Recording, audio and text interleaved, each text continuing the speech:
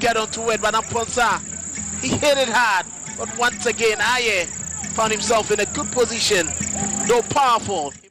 You see Atari, he had the whistle close to his mouth, but he wasn't ready to whistle for any free kick. He felt that was a clean challenge.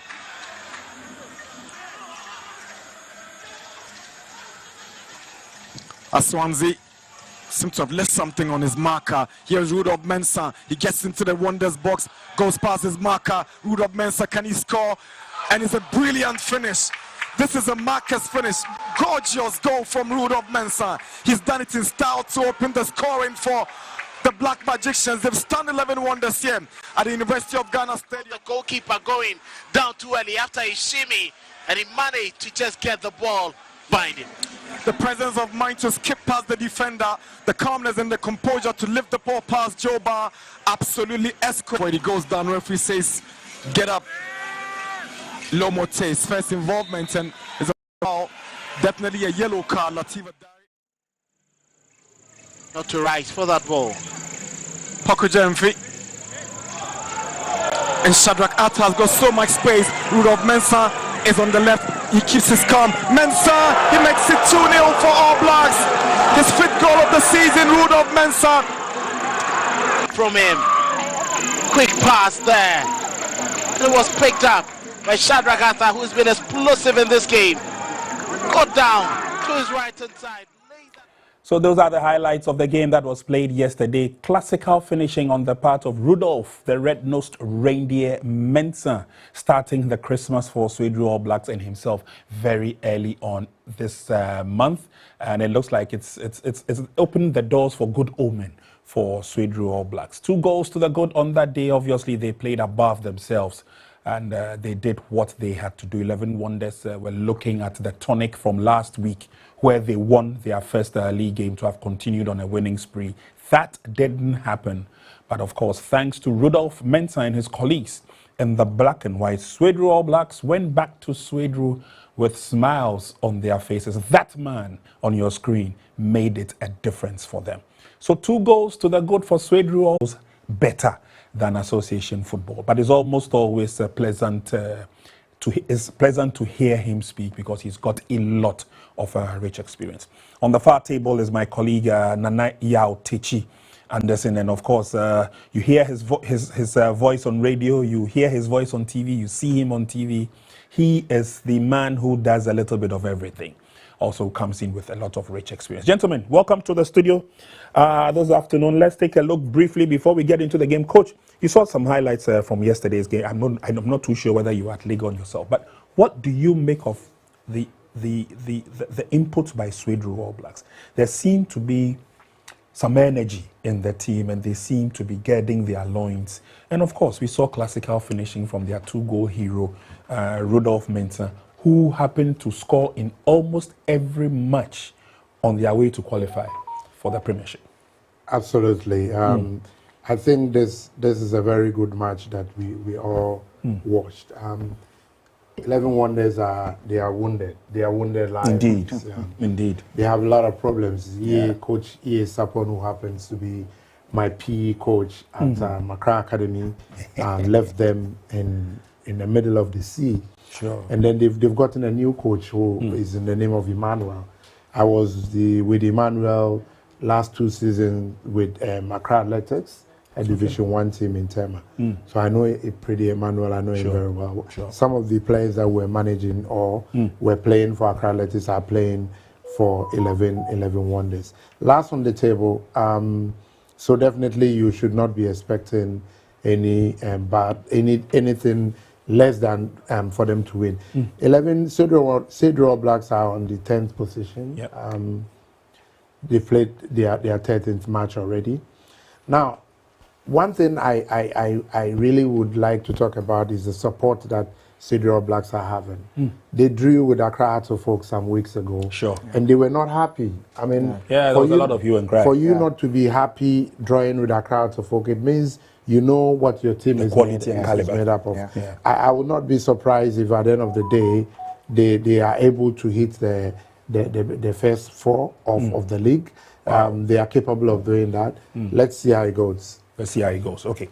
Nana, again, yesterday, 11 Wonders came into the game and they started the game with all guns blazing. And I'm sure it was due to the fact that earlier on they had picked up 3 points, their first 3 points.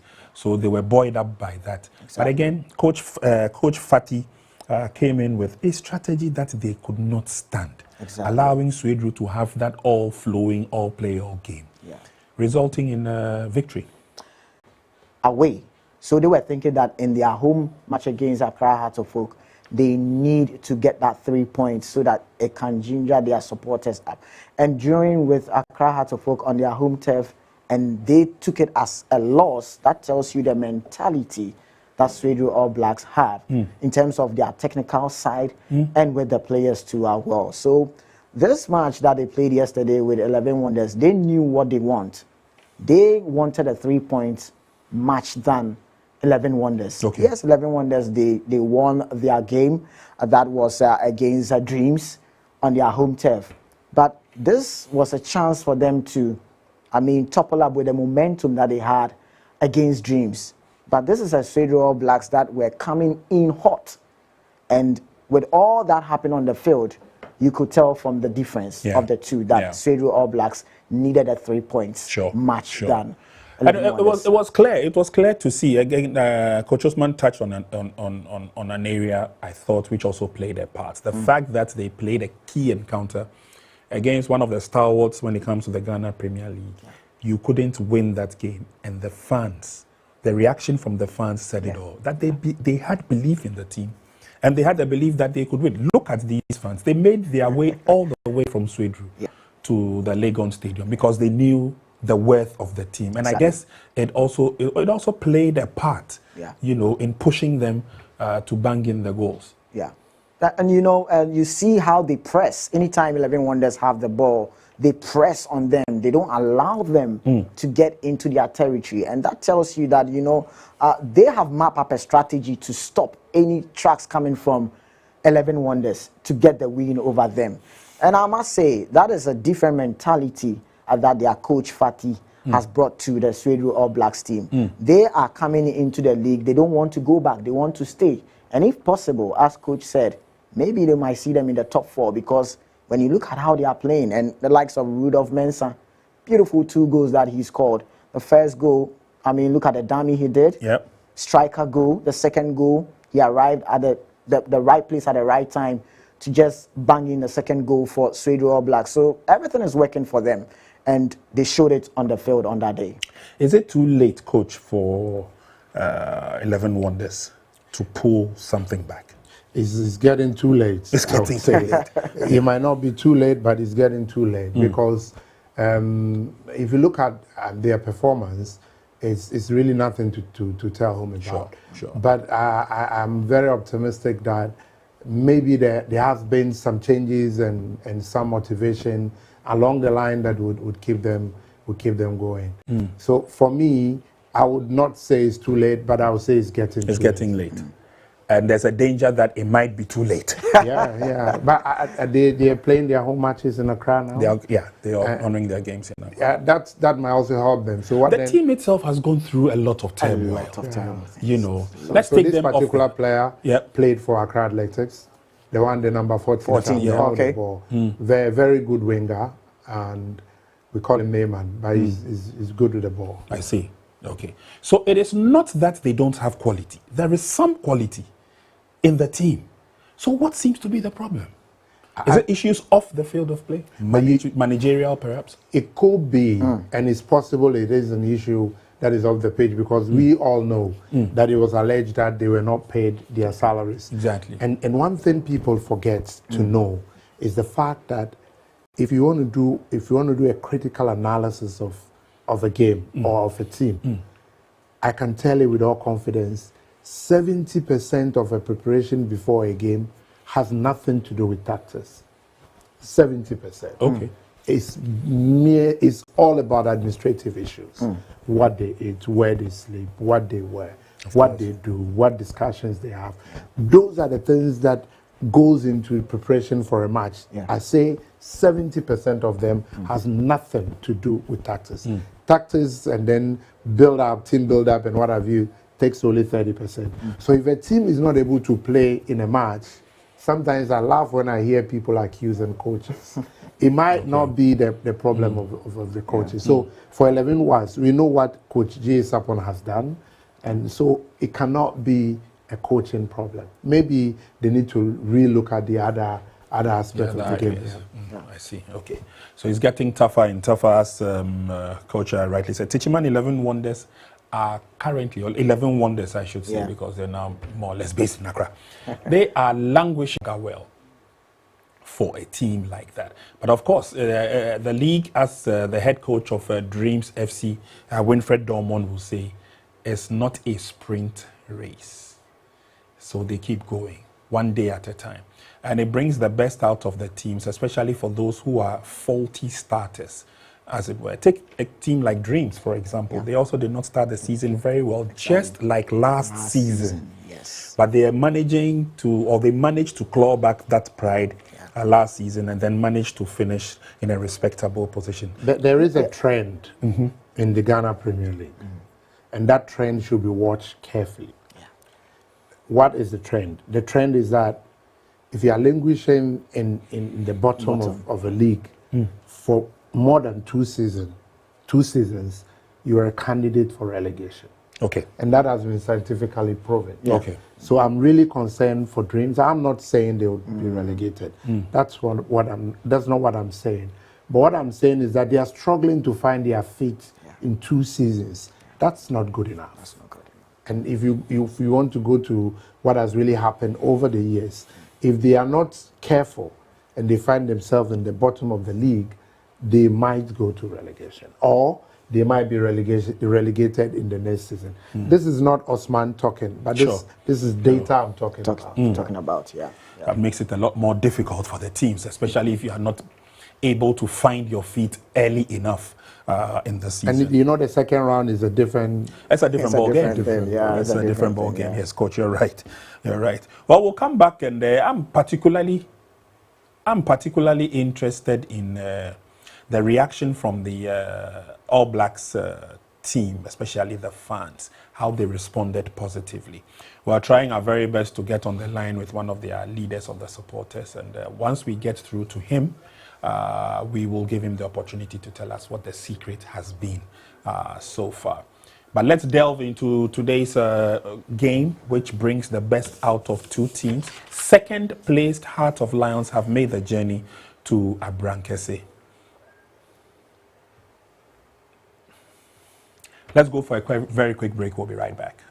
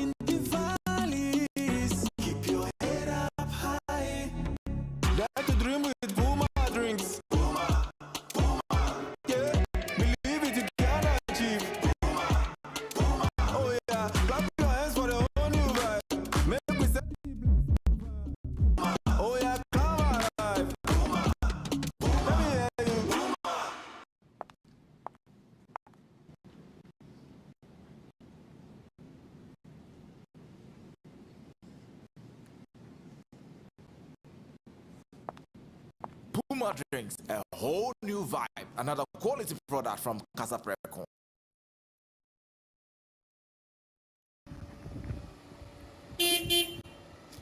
Money man.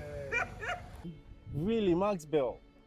You're driving a new car now. Max buy a mamenya car for. How did it happen? And it's just a raffle. I entered. I went to shop and I got it. But I'll give you all the details Brand new later. car. Let me have a taste and feel it and see how it is. I brought all the battery car and just say, oh, you can have a taste. Don't worry. Something nice. So how will I able to enter the raffle? Because I need to win this car. All you have to do is make sure you shop at Max Buy nationwide. So what will I able to buy to win this car? Because I like the car. Come and buy your phones or your appliances, and that is it. All you have to do is, after you buy, they'll give you a sheet. You fill it, you drop it in the magic box. You shop, you drive. The amazing part is, every week there's a giveaway. I think I need to get to the place right now and start buying. See, you have to get there, but you're not driving in my car, man. Get down. Oh, really? Go and shop and you drive. For now, I have shop, I am drivers.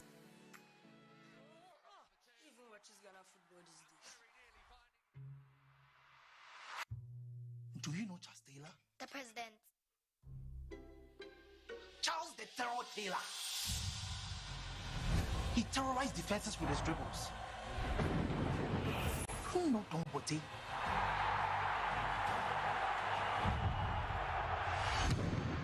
His screamers the stadium. Was like before the general lifting up trophies. Stephen Odro was orchestrating the game. The legends of yesterday, they have paved way for the heroes of today.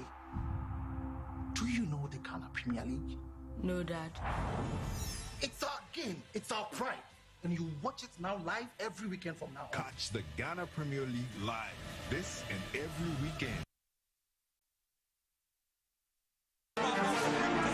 We'll be crossing over to the match venue, that's the Abrankese Stadium. But first, we've got a few things to sort out in the studio. We've been talking about Swedru All Blacks and the fact that they are gradually finding their feet. Now, somewhere along the line, the fans were not too happy with the head coach, and at certain times there were threats that they could get him off the team. But it looks like they've bounced back to some positivity and some winning ways.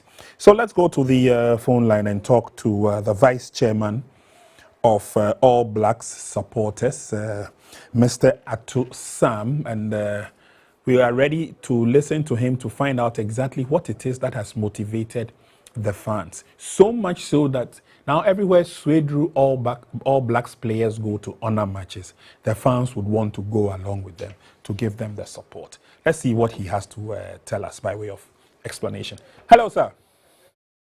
Yeah, Mr. Prince. Good afternoon. Hello. Yeah, good afternoon. Can you hear me? Hello, Atu. Can you hear me? Yeah, I can hear you. All right, it's good to see you. At least there's a smile on your face, so I want to believe that all is well. I want to believe that all is well. But what seems to have done the trick for All Blacks, vis-a-vis at one point all was well, at a certain point it looked like you were going down. The supporters had to bring in a lot more energy, and then it looks like that has galvanized the team to go forward. What has been the trick? Yeah, because we have been always been with the players and we have been talking to them. Although things were in the beginning, we started very well with Bekum Chelsea at home, but we lost to BBN Gold Stars. So it brought a whole lot of controversies, even to the whole town. So we spoke to the players and we let them understand that they are playing for Swedru All Blacks. We are proud of saying that we are the third biggest club in Ghana, apart from Kotoko and Haas. So they know the kind of team that they are playing for. So they need to go all out and be winning matches. And God being so good, we have been winning. We have already won away 2 matches now against Dreams and that of 11 Wonders. So we have been encouraging our players to all the time go for the kill. That's why we are up now. Okay. How was the state of the fans? And I see the fans came in their numbers to Legon to give them the support. At the end of the match, between then and now, what has been the state of the fans, your relationship with the players, management, etc.? Tell us. Yeah, yesterday we gave them a hero's welcome when they arrived in Swedru, because from Swedru to Accra is just about 2 hours drive. So the supporters, we gathered ourselves with the buses and everything. Even with our Jama group, we were at the stadium to support our team. So they came back cheerfully. And the players know that anytime they win matches, they see how the supporters encourage them or how close the supporters come to them. So anytime there's a loss, Charlie, it brings the whole spirit down. But you know, that is football for you. Sometimes it's up and down. So we take it like that. So the players are welcome. They are okay in Sweden now. They are just preparing for our next home match. Ato, before I let you go, just one final question I'd like to find out from you. Is this a 9-day wonder?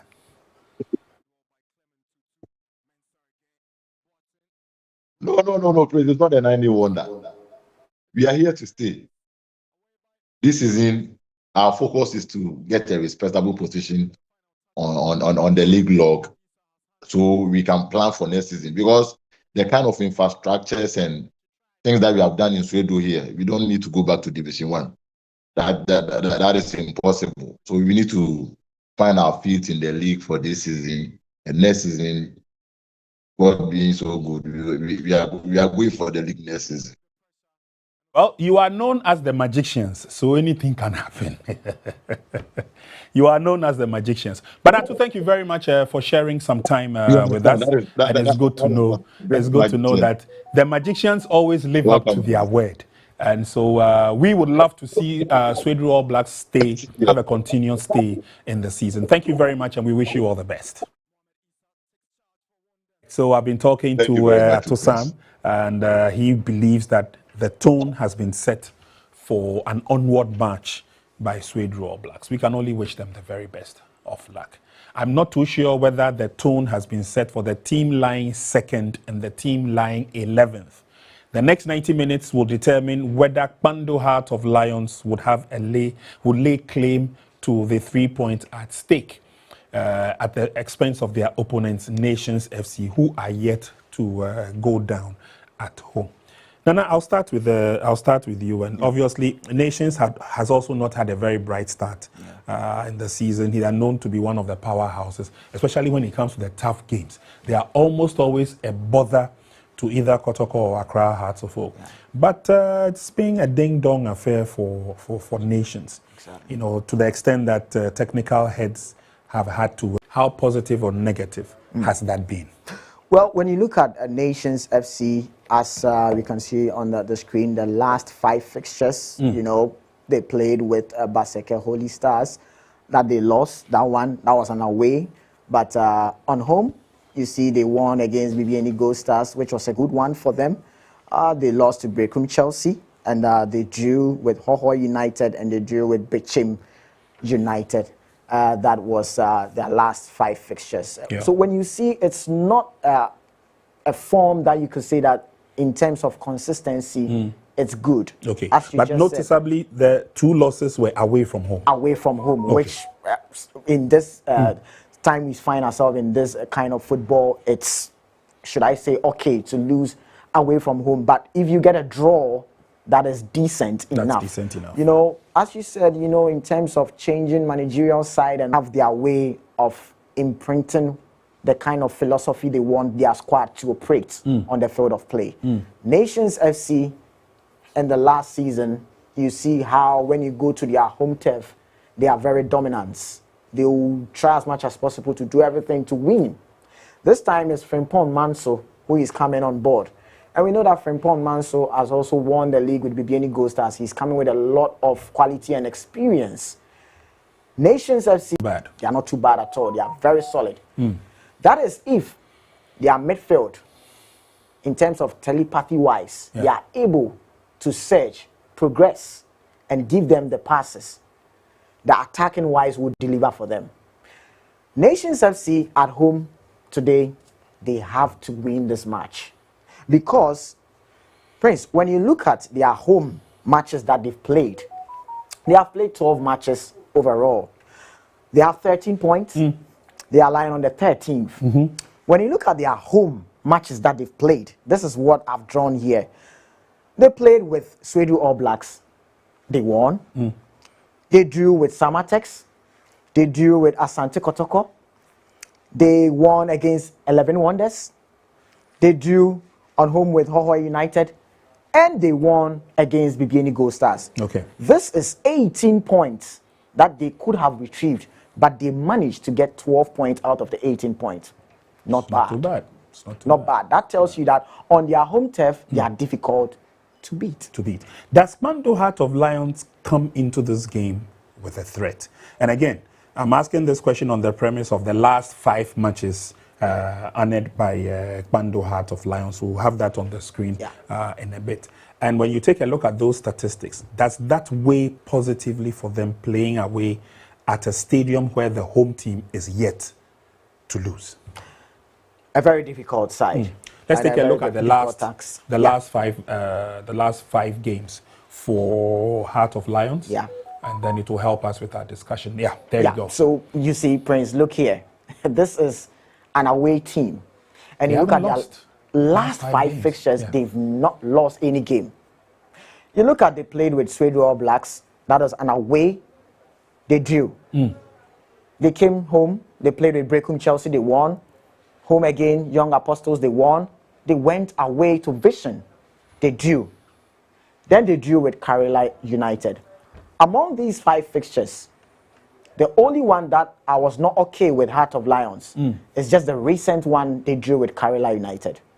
That is their home turf that they should have won. I understand it was a tough game. Yes, it was a tough game, but you went away to Vision FC, you drew, you just got only 1 point. Coming home, you need to pick up the points. To pick up the 3 points. And that is where I was not okay with Heart of Lions, because it's your home. And you need to win that. It's going to be difficult for them going to Nations FC. Looking at where Nations FC find themselves, Nation FC will do everything possible to win. But when you look at Heart of Lions, they are a difficult side to crack because their away performance, if they don't score, they are not going to allow you to score them. Let me bring in Coach at this stage. And Coach, especially with the experience that you've gathered based on how the teams are paired. Heart of Lions, to get into the game and ensure that they get some points out of, because they will not like to end the 6th match without another win. So, and they are a hard nut to crack, like he indicated. I know some of their players personally, like their right back, Danso, who actually is a midfielder, but is a makeshift player. He played for the Desderos.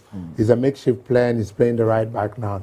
And then they are holding, one of their holding, we call him Kofi, is also extra, he's also very good. Then their centre back, who is their captain, is also another chap. Accra to Folk worked so hard to get him, but they could not succeed. Yes, current form plays a major role entering into a game. Okay.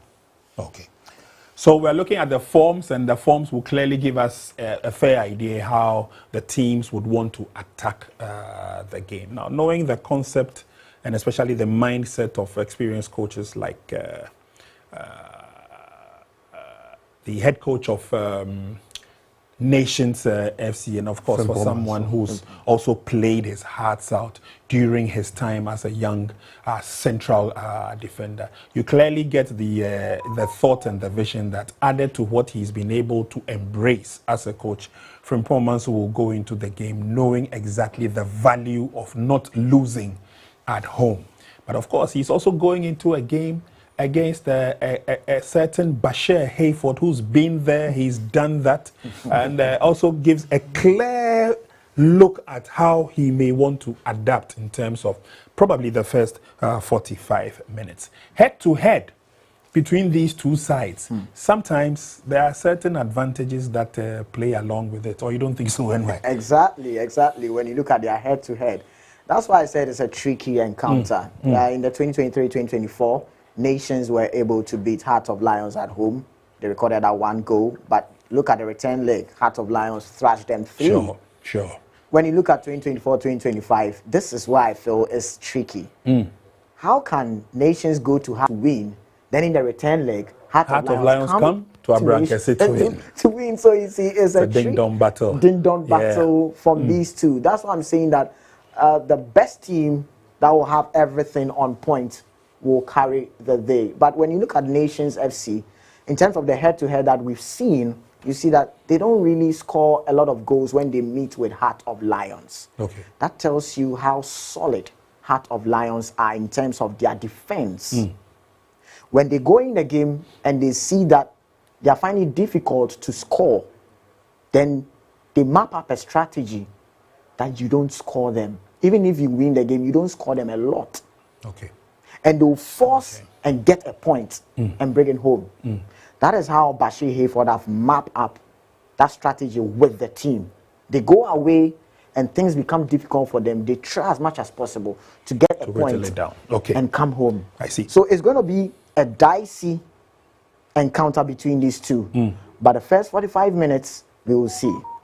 Our first 45 minutes will clearly give us a fair understanding of how the game will go. And I'll come back to my panelists to take a look at their thoughts on the first 45 minutes of the game. At least the first 15 first, a lot of presence will be on the field of play. There's a gentleman who just joined Heart of Lions from Samatex. I'm trying to remember his name. But he has also proven his worth, at least when it comes to goal scoring. And he obviously might also play a big part in the game today. And so we will take a look at how all those permutations will match up, especially when it comes to the game itself. But the coaches have also spoken, and when we are ready, we will listen to what the coaches had to say ahead of the game. Let's start off first with the home team coach. And Frimpong Manso has been talking ahead of the game. He's got a few ideas up his sleeve, but we are yet to see exactly what it means. But for him, it is a game that he's going to attack with a lot of patience, but with a lot of technique. Let's listen to the head coach of Nations FC. Coach, it's a very difficult season for you, but the last time Nations won on this very venue was back in 2023 when Simpson scored. What is the strategy going into this game against one of your biggest rivals? Well, we are in another season, and Nations, yes, Nations, we know also have their strongest years, and it's been difficult this year, as you said. But then Lions, yes, of course, we know they are a very strong side in terms of their coach. Bash is one of the coaches I respect so much. Yes, and I have played with him under Gold Stars, and then I know how they also try. They also play. Yes, it's but we also have done a lot of work, and then we hope maybe we'll try to turn things down this season. Coach, you are repeating the same starting lineup you used in the previous game. What are you looking forward to achieve with this particular same starting 11? Is it that you want a bit of consistency against Lions today? Yeah, of course, we need a little bit of consistency because we've been changing every week, and but then we need to at some point try and get a bit of consistency in our. We get the result, but we don't get the result we want. That is the win. And so we have been planning for that for a long time, and I think today, if God permits, we might get it. Coach, quick one. You have 8 different scorers for this particular season. Would you say that makes your team unique coming to this game? Yeah, scoring is whoever comes closer to the pole. That is what I've told them. It is not only the striker who's closer to the pole. Even if you are a central defender, you are close to the pole, you can score. So it is not surprising that about 8 people are scoring. That is what I've told them. Unless, of course, you are far away from the pole. Even that one too, you can take your chance. When it enters, you have scored. So that is the reason. All right, so the head coaches have laid it bare on the ground that, yes, indeed, this is what they plan to kick off from Abrankesi. I'll start with you, Coach. Well, I think both coaches have expressed their intention for the game. For me, I have a serious problem with people saying first 11. In my understanding of the association football, actually, there is nothing like first 11. The other thing that even gets me off, is that you don't change a winning team. Okay. So we can see the Nations FC lineup. Emmanuel Arnaud will be spearheading the attack. and that's good for them. Bedu will be in the middle to support the work of Simpson and Gripman. Simpson and Gripman, the two central defenders, one on the left, one on the right, they have proven their mettle. Gripman has a steady play, and he's grown through the ranks with Accra Great Olympics. Simpson is also there. Chawete will be operating from the left-hand side. Should that be the clue, or do you think, Coach, that would work for Frimpong Manso? This is a very packed midfield formation. He's playing 4-3-2-1. Yeah. And then you have all your midfielders on a straight line. Sure. So it means that you are in to ensure that they don't really, beat that midfield. Then you are not so comfortable with your opponents. You are not sure of them, and you don't know what they can do, and you do not also want to lose a game. So definitely you will go with such information. Okay. That's why I think he said he's repeating his first. It makes sense. It makes sense. But of course, for Coach Bashir Hayford, Heart of Lions will also be looking at some amount of steadiness in the game. Regular goalkeeper Osei will start, and I'm not too. I mean, he obviously is the number one goalkeeper for Lions. I've been impressed with Hennessy in defense together with Aban. They form a very, very dependable duo in the heart of the defense. Freeman has been able to switch and swap and play quite well. Dennis Uto is starting from the bench together with Seed of Asante, and that makes it a little bit of a difference. Ali Fauzi is also on the bench. But Dogli and Kwanzaa, it's good to see them back. And of course, they will use the rich experience of Obing to play down that right-hand side. Before we join the action, NY, this lineup, how potent do you think it is? Yeah, there's a lineup that Heart of Lions will try as much as possible to make things good for Heart of Lions. So far, I think he's one of the clean sheets goalkeepers in the Ghana Premier League. And, you know, goalkeeping department are also a side that we need to watch carefully, because they are the last man that draw a strategy for the defense so they don't allow in pressure and more goals into the back of the net. So I feel this lineup from Coach Bashir Hayford, he knows Frimpong Manso very, very well. He does. Going into this setup, he knows what he wants. Nations FC will have a lot of the ball, but Heart of Lions will sit deep. And when they get any error from Nations FC side, they are just going to pounce on them. This is going to be an interesting matchup. And that is where I also feel that it will make the game a lot more exciting. Because as Coach also rightly said, you look at the back line of Nations FC, it means they are coming into this game with a certain attitude. Yeah. And a certain purpose. Of course, with a certain mentality. Yeah. So they pack it in such a way that if we're going all out. Yeah. If we have to fall back to defend, there are at least able-bodied men behind to do justice to that. But again, wanting to use almost all the opportunities, especially coming through the flanks. Yeah. You know, Emmanuel Ano, who's spearheading the nation's attack, used to be the key player for the Black Meteors and the Black Satellites when he played at under 20 junior level. He also gathered his loins at Bichim United, and at Bichim he was one of the speedsters of the team. One of the weapons that young man has is his speed. So again, I'm also looking at a battle where the fullbacks would have to do a lot of work to ensure. Sit back and relax. We'll be crossing over to the stadium in just a couple of seconds. And we are standing by to bring you nothing but the best, especially when it comes to association football. This is the Ghana Premier League, and it's right here on Max TV. We go to Abrankese Stadium, where it's going to be a keenly contested match between the home side Nations FC and their opponents who have traveled all the way from Pandu. I'm talking about Heart of Lions. First 45 minutes coming up. Let's sit back and enjoy the game. Let's see how it will go. And at halftime, we'll be back here again to take a look at how the first half went and the chances of the two sides in the second half. Till then, we'll see you again. Watch them out. Even watches Ghana football these days. Do you know Charles Taylor? The president. Charles the Terror Taylor. He terrorized defenses with his dribbles. Who know Dombote? and you watch it now live every weekend from now on. Catch the Ghana Premier League live this and every weekend. Commitment to making a positive difference in the world.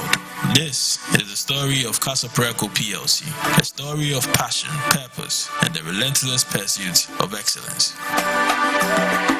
Cheers to the journey ahead.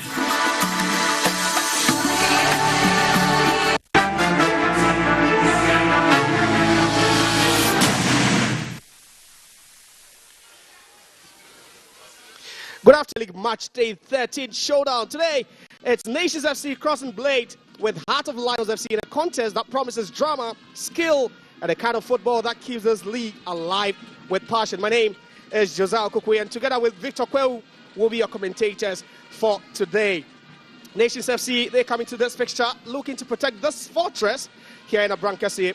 There's a grounds where they've shown so much resilience, chemistry, and the hunger of a team with big ambitions since promotion to the top flight. And with a crowd definitely behind them, today's performance will keep them climbing at the table as the season edges towards its critical midpoint.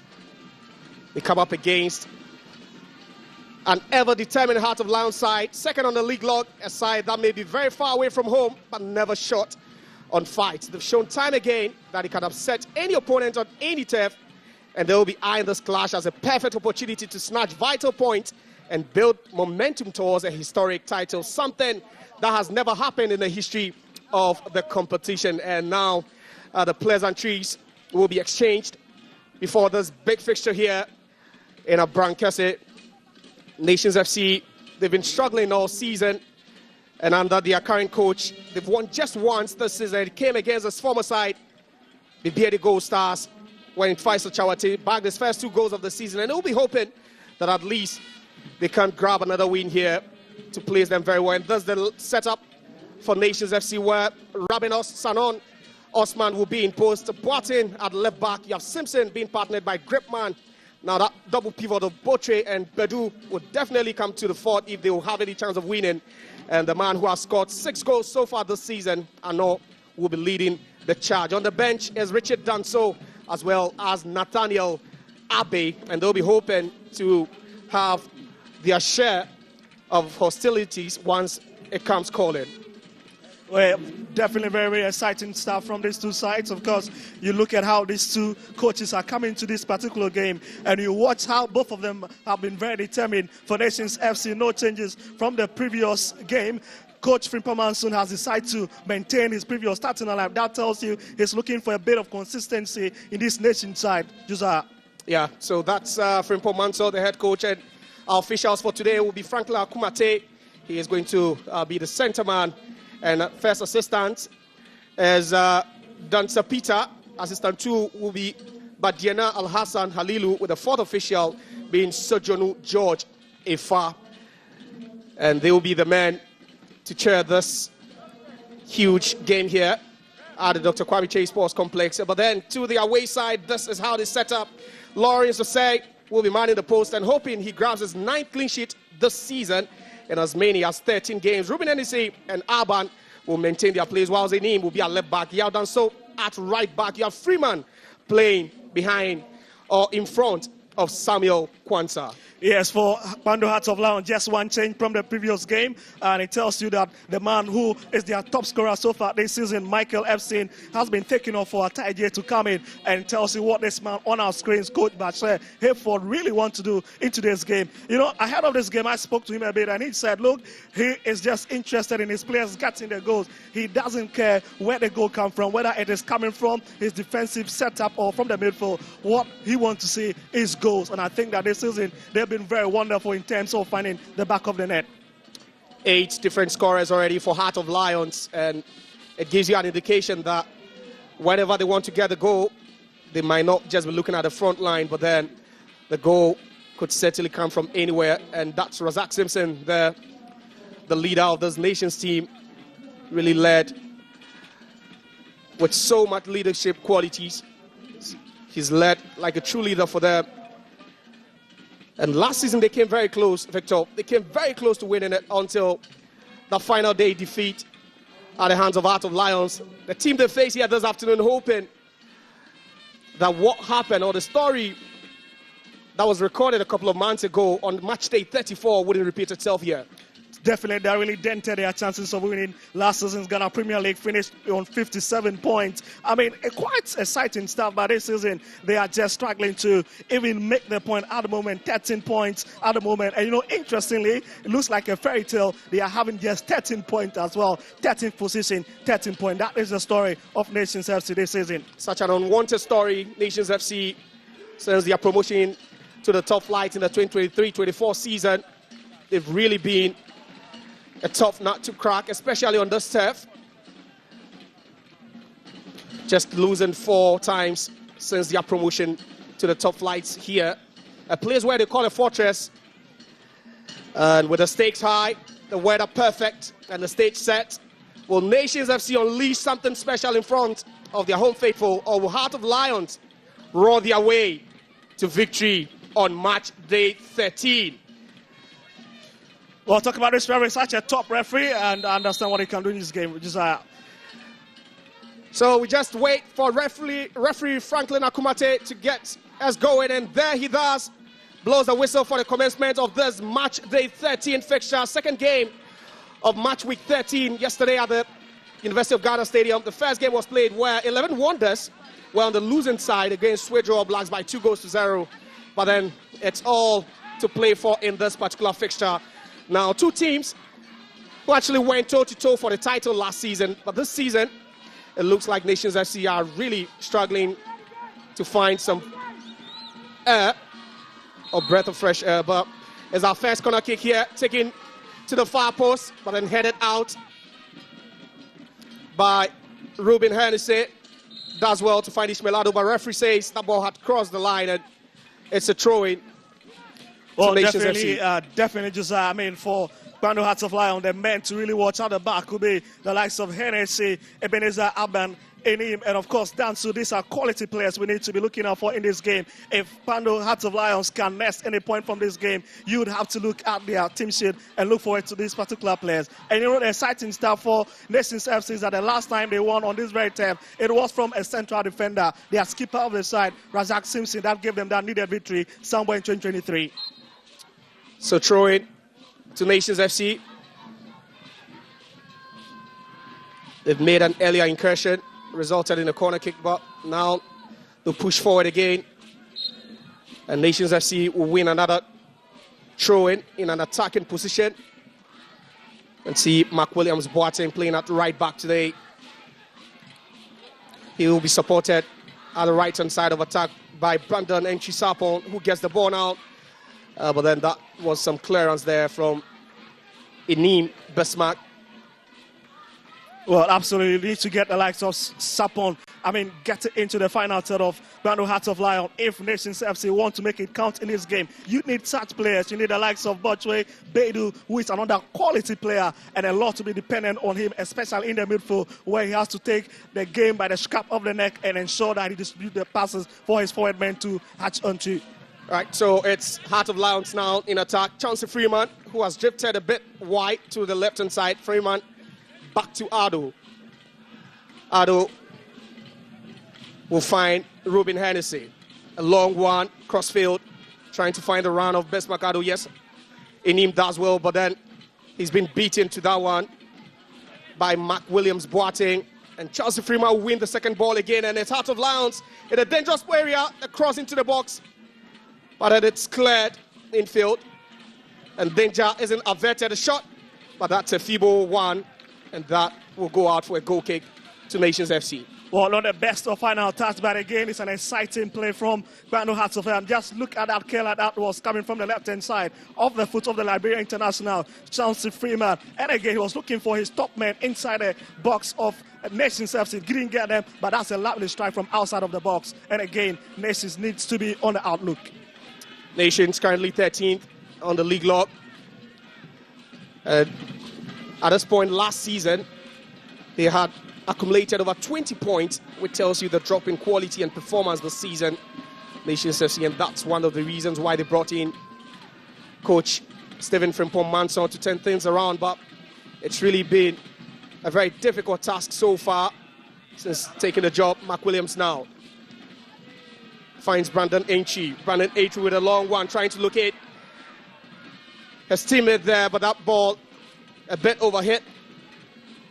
And the goalkeeper, Lawrence Osei, will gather. But then Heart of Lions now in possession. Danso does well. And the ball is lost again. Nations FC. It's getting cagey in the middle of the pitch now. A bit scruffy from both teams, but game yet to settle. Ano will have his first touch of the game. He's been dispossessed. A lovely play by Enim to Arban.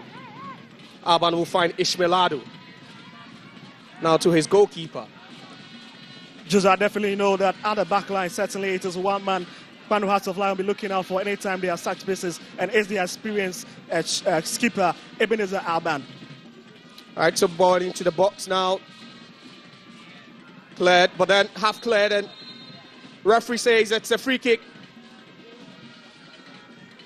to Kpando Heart of Lions. Paul Ateje clipped there, very close to the edge of the box. This could be worrying times for Nations FC, a side that are yet to lose on the set this season. In 6 games, they've won 3 times, they've drawn 3 times. But then that was the incident there. Again, that is quite, painful, isn't it? Just look at it. But it's a big chance there for Kpando Hearts of Lions, and it's a very, very advantageous position. And Nations, once again, would have to defend their line, but for Kpando Hearts of Lions, it's a big, big opportunity for them to see if they can take the lead. So free kick to Kpando Heart of Lions in a very, very promising area, and Razak Simpson will try, and coordinate the defensive line of Nations FC, because they have a dangerous ball to deal with. Heart of Lions. There you have Enim right behind that ball. And then also Yao Danso. Would it be the out-swinging Yao Danso or the in-swinging cross from Enim? And then some heckling there, and referee Franklin Akumate will have a word with the 2 players being involved. But then the whistle goes, the cross, and it eludes everyone, and it's a goal kick for Nations FC. That's a heavy kick, isn't it? They should have done better on that occasion, but again, take nothing away from this Kpando Hearts of Lions side. Just look at the delivery into the box again. Wall bent, looking for the far post, but again, fails to reach anybody in that Begandi shirt. So it's still goalless here at the Dr. Kwame Chase Sports Complex, where Nations FC take on Kpando Heart of Lions, who certainly have got their eyes on the prize, a prize they've never won before. That's the Ghana Premier League title. Last season they came very close. They finished 2nd. And their last game of the season was a 2-0 win away here. And they'll be hoping that they could replicate that same performance that got them all 3 points here in a game where Kwanzaa, who is featuring, scored, and then also Sidolf Asante was on the score sheet for them. Match the 34 fixture last season that saw them finish 2nd in the league. But there they go again. Ishmaelado, that pass wouldn't travel to its intended destination. And Arban should be careful now. But then lovely, and they're exuding so much confidence now. Kpando Heart of Lions, Ruben Hennessy will just move forward a bit. The long one over the top, trying to find the run of Paul Ateje, but Razak Simpson steps in brilliantly to avert that danger. And then ball quickly gone out for a throw-in to Nations FC. Such a very calm figure at the back, Razak Simpson. You can say not very excited about how his colleagues are marshalling things at the back. They are putting pressure on themselves. The basic things, they are not doing it. They are inviting so much ball from Kpando Hearts of Lion, and they need to be very careful there. All right, so it's Ano who gets onto that ball, checks onto the right, but then he has about 3 or 4 Heart of Lions players around him, and they'll deal with that danger. Danso does it brilliantly. Dogli will go back again. It looks like Heart of Lions are enjoying possession now in the opening minutes of this game. They've been the aggressors so far. They've made Some brilliant entries into the attacking third, but it still remains goalless here. Ebenezer Urban. This is what he's trying to do, is taking his time to scan the area and look out for the possible outlet. Once again, in terms of outlet, the right-hand side has been a very, very explorable outlet for them, if you ask me, Josiah. All right, so that's AJ Dogley, who clips his opponent then. Just look at that, AJ Dogley left it a bit late on Isaac Boche. Boche today partnering Prince Bedu as a double pivot for Nations FC. But they have injury concerns. You talk about Nations FC because in this game, they've only paraded 2 centre-backs. That's 2 natural centre-backs. And they are the starters, Oko Gripman as well as Razak Simpson. And any injury at all to these 2 players could be very, very worrying for the head coach, Frimpong Manson, who's really complained about the lack of fitness of other centre-backs in the ranks for Nations FC. But Heart of Lions will break away. Eche Dogley, neatly done. Skips, passes marker, finds Enim. Best mark. Enim will move to Chauncey. Back to Eche Dogley. And it's Heart of Lions now working their way gradually. And it's 10 minutes gone so far here at the Dr. Kwame Chase Sports Complex. Nations FC still drawing against Heart of Lions, but Hennessy with a very tricky ball, but it's Razak Simpson who stops him in his tracks, and quickly they will transition from defense to attack now. It's Nations now, but that step over not well executed. Well, just certainly let's go back to the previous battle. Well, your take on from here, because it looks like Nations FC are trying to approach the final third. So that's a long ball from Prince Bedu. Quite a disappointing ball. That's never, ever beaten Lawrence Osei out of the best shot stoppers this season in the Ghana Premier League. He's really made a name for himself as the most trusted pair of hands for Heart of Lions now. And look destined and so ambitious as they chase their first ever top league title. And for Heart of Lions, their last 5 away games, they are yet to pick up any victories at all. Match day 4, it was a goalless draw at the Barbara Sports Stadium against Kumasi Asante Kotoko. They also held Accra Hearts of Oak to a goalless stalemate a week later on match day 5. And that's a foul a bit late there on Gripman. Well, certainly that's a wrong route from the experience. I know, I mean, there were a better outlet there. He could have decided to balloon the ball to the far left-hand side, but he decides to go straight, and quite disappointing from him. He could have done better on that occasion. So Nations FC now, the last 2 minutes, certainly we've seen them having the best possession, but flag goes up. And that chance quickly just erased. Emmanuel Lano, you need to be very, very careful. Here's a cheeky customer, Emmanuel Lano. 6 goals so far this season for Nations. Definitely a talisman, isn't it? And I tell you what, look, Nations FC will need to use more in this particular game if they want to really get goals going this particular season. Already, Nations have scored 10 goals. He's contributed 6 of that. So it tells you how Letta he's been up front. It's a bit disappointing that last season's top scorer for them, which is Faisal Chauti, have just had 2 out of his 12 last season. And I think that we need to be very, very consistent in terms of scoring, because in the last 268 minutes, he has failed to find the back of the net. Interesting, Stars, and Nations FC will have a breather now. Well, just are 2 scenarios in what have just happened in the last few seconds out the mouth of Nations FC. But if you are Kpando Hearts of Lion fan watching that spectacle, you'll be very excited because it looks possible that they were going to get a goal. But if you're a Nation supporter, definitely it will be a lot of heart-wrenching moment for you. But again, it tells you the dominancy of Kpando Hearts of Lion in this game. They have been ruthless. They've been doing the right things. They just want to get onto the score sheet. And I think that Coach Basel Hereford side is really, really delivering the taxes he told them coming to the game. It's Brandon Aichi now on his bike, but he'll be stopped there. And good press there by Heart of Lions to win over possession. Lawrence Osei now has Ishmaelado in space. Now back to the captain of the side. Ebenezer Urban back to Ishmaelado. And Heart of Lions will quickly want to make an entry into the third half. Ishmaelado back on the ball now. And no Nations FC player trying to close him down whatsoever. Still Ishmaelado trying to play that crossfield pass to his teammate, but it's stopped, and there's a long ball into space now. And Emmanuel Ador does well, shows so much determination now. It's dangerous, but then that ball will go straight to Ruben Hennessy, and that was, or could have been, a big chance for Nations FC.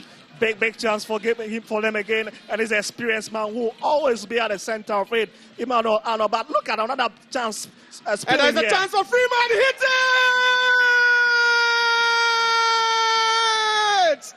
And there is the opening goal for Kpando Heart of Lions here at the Dr. Kwame Chase Sports Complex. Just out of nothing. A second ago they were defending, and Chauncey Freeman pounces on that loose ball to give the Kpando lads the lead here. Heart of Lions 1, Nations 0. Exciting stuff, isn't it, from Kpando Hearts of Lions? Look at the build-up from Bismarck, and he swept it in. Razak Samson have a touch, not the best of that, forced to Chauncey Freeman, and just look at the quality of the hit there. And absolutely, Osman Rano cannot do anything about it. But again, it is disappointing defending from the home side, Nations FC, and this man have his third goal of the season. Chauncey Freeman, the scorer for Kpando Heart of Lions. Coming into this game, he scored twice, and this will be his third. And it looks like Nations FC would have to do it the hard way now. They would have to come down from a goal if they stand any chance of maintaining or keeping that unbeaten record. But a shot, and that took a wicked deflection, but fortunately for Heart of Lions, a skewed way off target, and it's now Nations FC. That's a heavy touch, a poor one in fact from Boche, but manages to keep it in. Sapon, but then that ball will roll out, and the referee says it's Ebenezer Urban now on the turf, who seems to be in some pain. There's a corner. That's the final decision by the referee, Victor. Absolutely. So, Kpando Hearts of Lions leading Nations by a goal to nil. But, you know, that would have been such a lovely response if Nations FC has replied that particular goal by the Gary case of somebody. But, look, it's been a game that is promising so much action here, and we are really seeing it. Corner taken. Heads go up. But then Heart of Lions will clear their lines. Ball falls to Kwame Boakye. Again, nothing productive. And it's Sapon now. Checks on to the left for the hit. And that will sail wide into the skies. Not the best of it, isn't it? That is a bit disappointing kick from Brandon there. He could have done better. But again, the technique in terms of hitting that one, not the best. But Alban equally struggling to be on his feet. He's back on his feet. But again, I think Nations, from the chances they've created in the last 1 minute, they should have at least found one of them at the back of the net. Chances falling to the home side, who are currently trailing here after 19 minutes. But it's Heart of Lions, who could be worried about the fitness now of the skipper, Ebenezer Urban, who seems not to be fine in the last couple of minutes, but he's up. Now it's Nations FC. Brandon, again, another disappointing ball trying to find Faisal Chawate, who keeps drifting in a bit more central from the left-hand side, but Brandon seeing most of the balls for Nations FC in attack. Absolutely. You know what Faisal Chawate loves to do? He loves to drift from the left-hand side and cut in, and, you know, that makes him a bit unpredictable in terms of his movement. But again, now it's Ano goes past 1-2, but the ball just not tidied up. It's Heart of Lions, who now try to break away. Chauncey Freeman, the goal scorer. And referee just gives away a free kick. And just look at that, Chauncey Freeman and that battle there. Yeah, dragging McWilliams up to the turf. But again, I know, fluffing another glorious chance in the space of just a minute. And it could have been 1-1. Absolutely. It's been nation showmanship in the last 5 minutes after they conceded. It looks like they have just popped out of their shell, and they're now doing everything to see if they can level matters before the halftime break and even see if they can jump into the lead. But again, the man leading their line, Emmanuel Arnold, would need to be a bit clinical up front where he gets most of the chances. I'm just praying that he'll be able to put one of these chances into the back of the net so that we have an open game. Still 1-0 to Heart of Lions, the away side in this fixture. Emmanuel Arnold having a couple of chances. He'll fall his way, but nothing clinical from the second top scorer in the division this season. He's got 6 goals. The Australian Atakumi by 1 goal. And that earlier incident. Well, just look at it again. So strength there from Chancellor Freeman, but again, you know that the Liberia International has always got some strength there. Very experienced player who is the vice captain of the Liberia national team. In terms of international experience, he's seen it every time. Anytime he happens to be done in the jersey of his national team there, and it's not shocking that he comes into the Ghana Premier League with the same experience and tries to defend every ball that is in front of him. And I'm just loving it here in Abrankasi. Interested. It's Nations FC now. Just on their bikes now. And a cut back into midfield. And the hit from a distance. But then off the foot of Emmanuel Arnold, who is struggling this afternoon against the centre-back pairing of Hennessy. And then also Arban. He will be delighted to increase his tally in this game. But a lovely flick. But then the ball again. Trying to find Brandon Sapon at the right-hand side. As a 1v1 against Enim. And that ball ricochet off the foot of Enim. Again, a tussle. Back to Mark Williams. Across into the box. But then not cleared. And the push by Faisal Chawete. And the free kick will be given to Heart of Lions. Respite for them.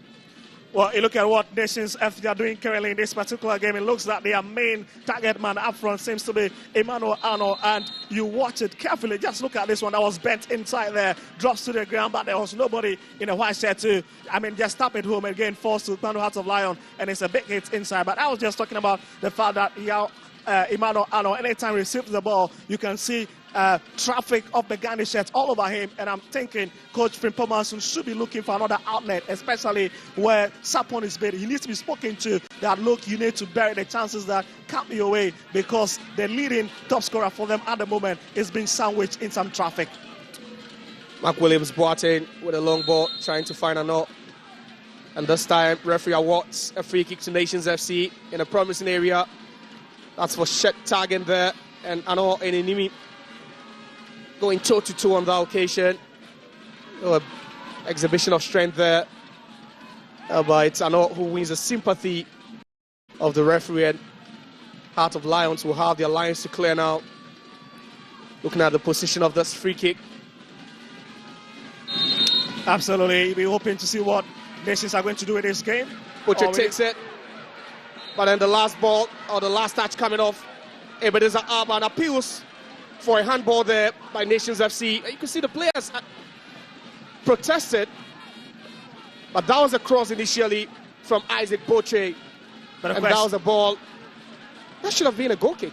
Absolutely, I think came off somebody. But again, the referee who is very closest to the action feels that it is a corner kick. But some of this incident in the game cannot be taken out. But it's the Nation fans who feel that it should have gone their way.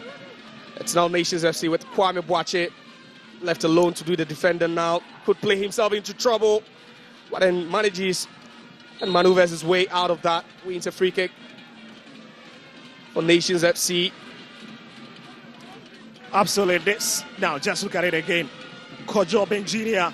Very, very physical player, of course. He's got a muscles, he's got a physique, but it's a big chance for Nations. So it's Nations FC under pressure, trying to defend the fortress. Since their promotion to the top flight 2 seasons ago, Nations FC have managed to lose just 4 games on this turf, and all these 4 defeats came last season in the 2024-25 season, where the first team ever to beat them here was Bekum Chelsea. It was a 1-0 defeat on match day 12. Then 7 weeks later, Young Apostles also keep more misery with a 2-1 defeat. And then on match day 20, it was a 1-0 defeat to Aduana FC. And then the last defeat to date came on match day 34, where they lost to Heart of Lions by 2-0 on the final day. But do you care to know the last time Nations FC won on this particular turf? Let me guess, the flash score says that 10th October 2023, and that goal was scored by Razak Simpson. Yeah, and now it's Ano who's left alone to hold up play now, does that perfectly. Brings in Brandon. Ano will get in front of that. No, he doesn't. But still Nations FC, ball cleared. And Ishmaelado will gather for the visitors. That's another promising move from Nations FC again. I've always told you they love to use their elite marksman, Ano, and I think that has been very, very fruitful up from. The only thing is that he has not been able to slide the ball at the back of the net. But if I'm coach Frimpong Manso, look, I'll be looking at my other channels where you have Faisal Charity and of course Sapo in this particular game. You need to talk to them. At least the big man himself has been in some serious traffic in this game by Bando Hearts of Lions defense, because they know that any ball that drops at his feet, he can make good use of it. And you can just see it happening in the last 26 minutes. It's been Ano, and it's just been fruitless. 26 minutes played here at the Dr. Kwame Chase Sports Complex in Brankese. And it's Nations FC trailing on this match day 13 encounter to Heart of Lions. Goal scored by Chauncey Freeman, and the referee Franklin Akumate whistles for a cooling break. But tactically, Victor, what do they need to do now? Heart of Lions seems to have their tails up, and we've spoken about their ambitions to win the title this season, which is still very well on course. And a victory for them will see them occupy top spot heading into the games set to be played tomorrow. But you can see Daniel Nieje, the assistant head coach, also issuing some instructions, as well as the assistant of Nations FC. I tell you what, the Bando Hearts of Lions deserve all the plaudits in terms of what they've done. A team that was on the verge of being relegated the last 2 seasons. Last season finished second with 60 points. This season already, in just 12 matches already, they have been able to amass 23 points already, and it tells you the ambition of the team. They are very difficult to break at their den, that is in Pando, but away, that is where the problem has been. And you see, if they really want to win the league, it means that they must start picking points away from their home ground, and I think that is the way to win the league, especially from experience and the teams that have won it. But look, in this particular game, take nothing away from them. I think they are doing the basic things, and it's Nation who must do a lot. We are back to action here. And it's Nations FC now with Prince Bedu. Tries to find Emmanuel Ano. Just couldn't control that. Gives away possession cheaply to Heart of Lions, who bump forward now with Danso Obin Jr. there to support, but he finds Echedogli. Echedogli will move a bit narrow central to Kwanzaa. Well, let me tell you of Echedogli. He's been very quiet so far in this game in the last 28 minutes, but this was a player that was discovered somewhere in Akosombo, played Akosombo FC, came to Banana in. Once again, a top talent, went outside for lots of trials, and a breakdown due to some agency staff. He's back here in the Ghana Premier League, and I tell you what, he has hit the road running. Man of the match nomination in September, and it tells you the story of that young chap, 21-year-old. That's Echedogli, a 3-shirted man for Heart of Lions. He's been a pivotal player for them this season in the league. Echedogli recently received a call-up to the local Black Stars camp as well. But then Ano will win possession. It's Brandon now. Ano makes the run. But Brandon will still hold on to that. Finds Isaac Boche. Razak Simpson to the left-hand side. Kwame Boache would go for a long one into the box, but then Echedogli will be there on time to deal with that ball. Nations FC have got a throw-in now. Taken quickly by Kwame Boache. Back to Bedu. Back to Boache. Finds Chawete. The cross into the box, but then parried away. And a smart save there by Lawrence Osei, who still has his sheets clean in this game. Wonderful save there from Bano Hearts of Lions. Shot stopper. Just look at the way he managed to tip it off the Yoni net there. Tells you of his story. Just look at the movement here and look at the position of the players. Taking a back there, but again, the shot stopper at the right place, always to tip it off when it matters most. Strongest right arm to just flap that one out of play for a Nations FC corner kick set to be taken. Taking it to the box, the header. Hey, another good save by Lawrence Osei, who is bent on getting his 9th clean sheet in this game. It's early stages though, but he's really pulling some wonderful saves, Victor. That is a masterclass, isn't it? And this is what we expect from your first choice goalkeeper. And you see, Lawrence Osei has been a bit consistent from last season. This season, he's beginning to show us that he is the corner taken, Bedu with a cross, but then with his unfavorite right foot. Just couldn't hit that one with precision. Bodies in the box hoping to attack that. And the chap in your shots now, Faisal Chawete. What a quiet season he's having.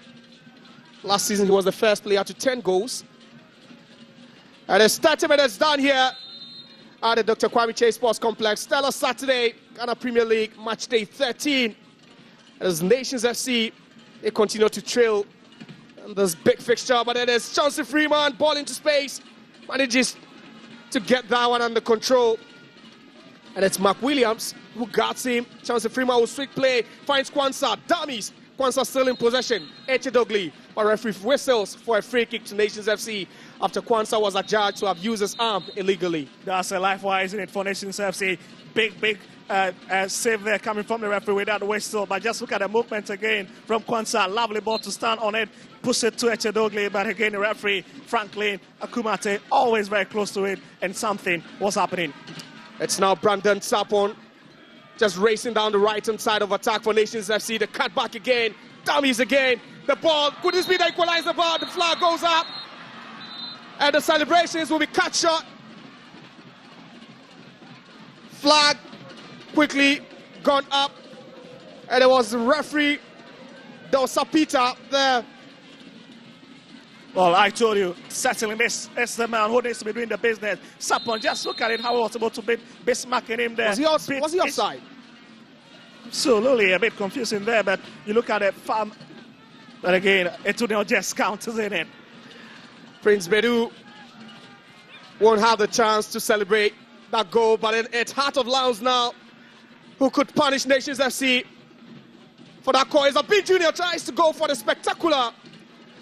It's Paul Ateje trying to hit that one, with that lovely spectacular kick, but certainly the former House of Folk man is such a danger, and certainly that's Ateje instead of not Obin Jr. But again, I'm just telling you, Nations FC, they are so very slow in recovering. Anytime they rush to the final third of Bano Hearts of Lions, and that is where the problem seems to be, because you see, Bashir Forsyth have to drop the ball behind them, and that is where the trouble is, when you have Freeman and the likes running onto it. Robin Herdesay threads one through, finds Yao Danso. Can he keep that one in play? No, he can't. Ball a bit overhead by the Heart of Lions centre back. And Yao Danso will not be able to keep that one in play. But we speak about the consistency of Bashir Hayford's selection, and each and every time it looks like it's just a mundane routine for him. It's the same setup, and you can always praise his consistency, Victor, can't you? Charlie, the answer is very simple. To fix in the puzzle, has he been consistent as a coach? Josiah, has he been consistent as a coach? I believe he has. Absolutely. He's been at the helm of affairs in the last 2 seasons for them, and tells you that he knows the strength and the weakness of all of these players. Reason why he decided to go with the best starting 11 every week in, week out. So consistency always been key for Heart of Lions. That's Echedogli, the culprit now, tripping Isaac Boche. But Nations FC will not be able to just advance that ball into the final third. And it's now a lovely ball to Paul Ateje, but the flag again will go up to deny Heart of Lions what could have been the second goal for them. And just look at the run from Paul Ateje. And another disappointing ball, flag going up there.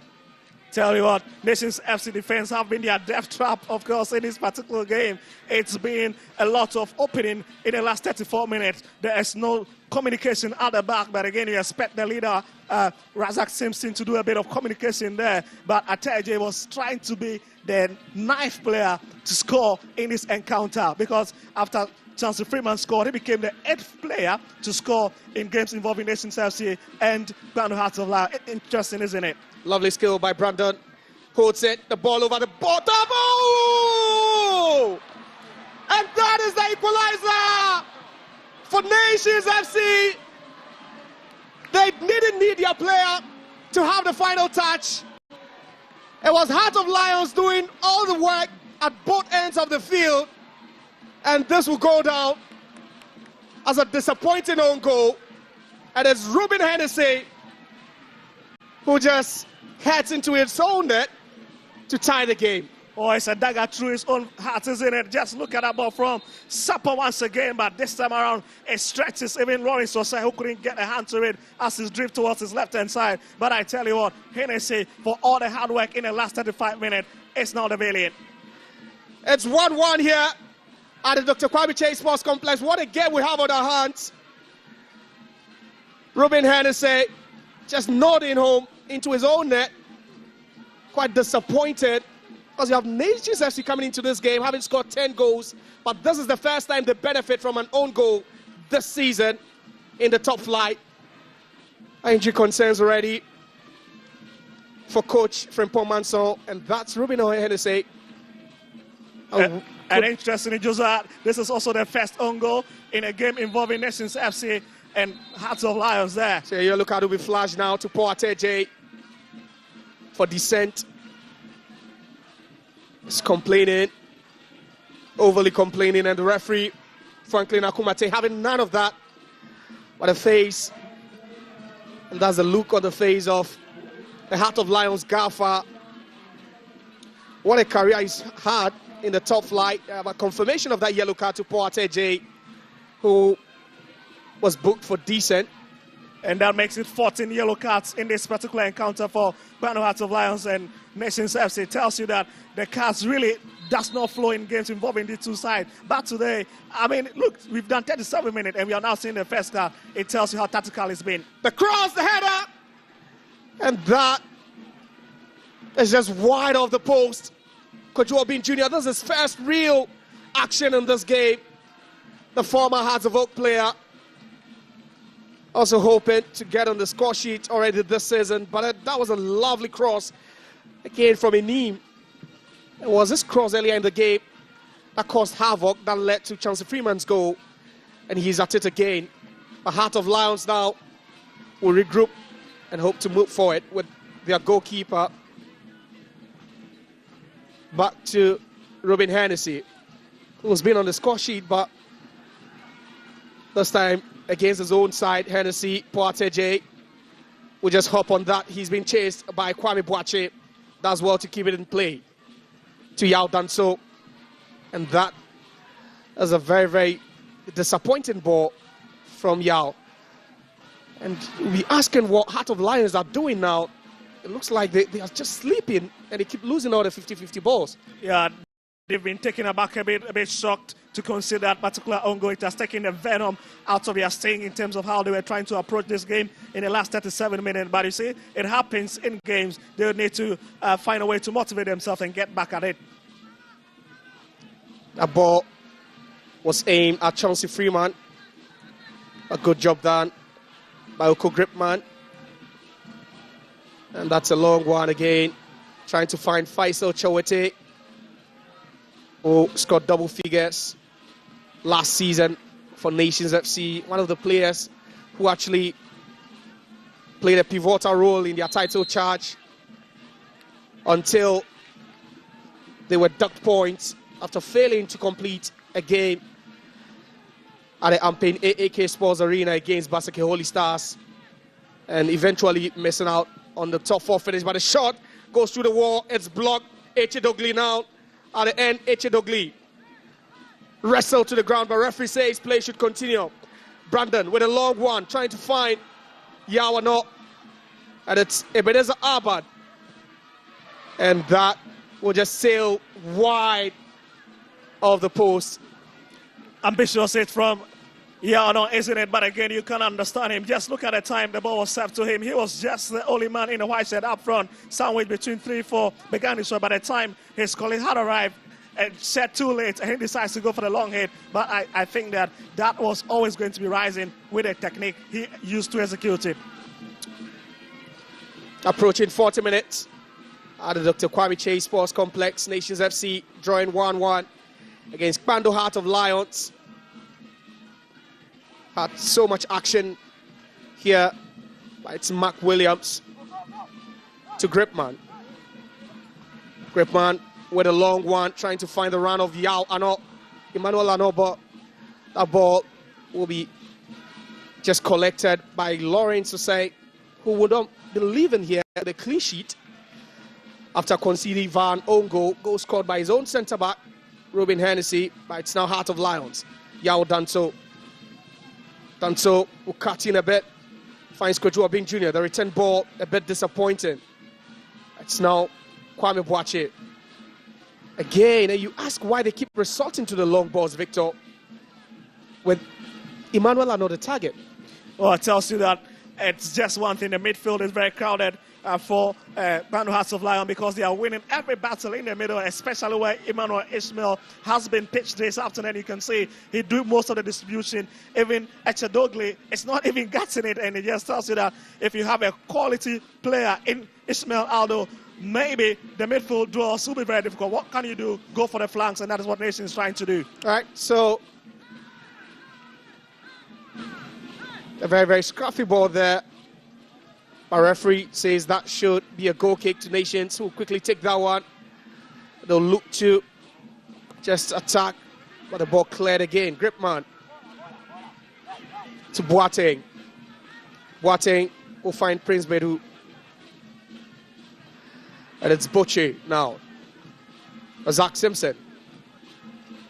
Kwame Boakye to Chawete, and it's Nations FC now moving the ball around. Now in a hurry to make an entry, but in the long one, and will be cleared.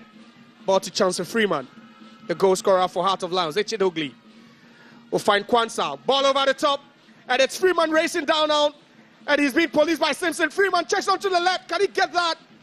A lovely and excellent defense by the Black Stars player, Zach Simpson, who does so well to avert that danger.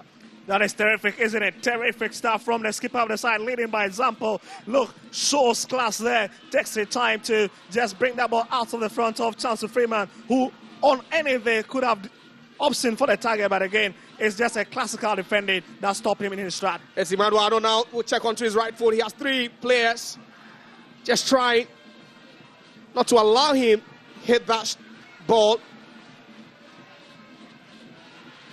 It's Brandon Sampon. Brandon Sampon has a name to beat. Checks onto the right, but another disappointing ball into the box, which will be dealt with by Alban. Very feeble hit, isn't it? Feeble hit into Lions box there. He could have done better. Maybe the angle was very difficult for him to just hit it into the final third or into the 18-yard. But that was, look, there are lots of options available. He could have decided to cut back a bit and decide to start it all over again, but he decides to go for the shot. And in 45 minutes here, stellar Saturday in the Ghana Premier League. Second game of match day 13. And it's Nations FC. Still invisible at home this season. 3 wins, 3 draws here. And as it stands, they are drawing for the 4th time this season. And then there's still lots of time to play for. Here, it's Prince Bedu now. Finds Kwame Boakye. To Chawete. Back to Bedu. Chawete will move to Suhini. And it's Boateng now. The cross into the box, but then headed away by Alban. And a lit nudge there. And the right call by referee Franklin Akumati. I think that Prince Bedu rushed on it too quickly. Just look at it from Boakye. That was a lovely ball that was floated into the 18-yard. The experienced defender, Ebenezer Alban, always got his eyes fixed to it, headed it out. But I think that Nations could have done better with that opportunity if not for how Beidou rushed onto it. So together with his centre-back pair, Robin Hennessy, they've kept 8 clean sheets. No clean sheet for them this season, though. So it's a long ball. We are just seconds away from the 45th minute mark. By any added on time, we could be heading into the halftime break anytime soon. A confirmation of 3 minutes.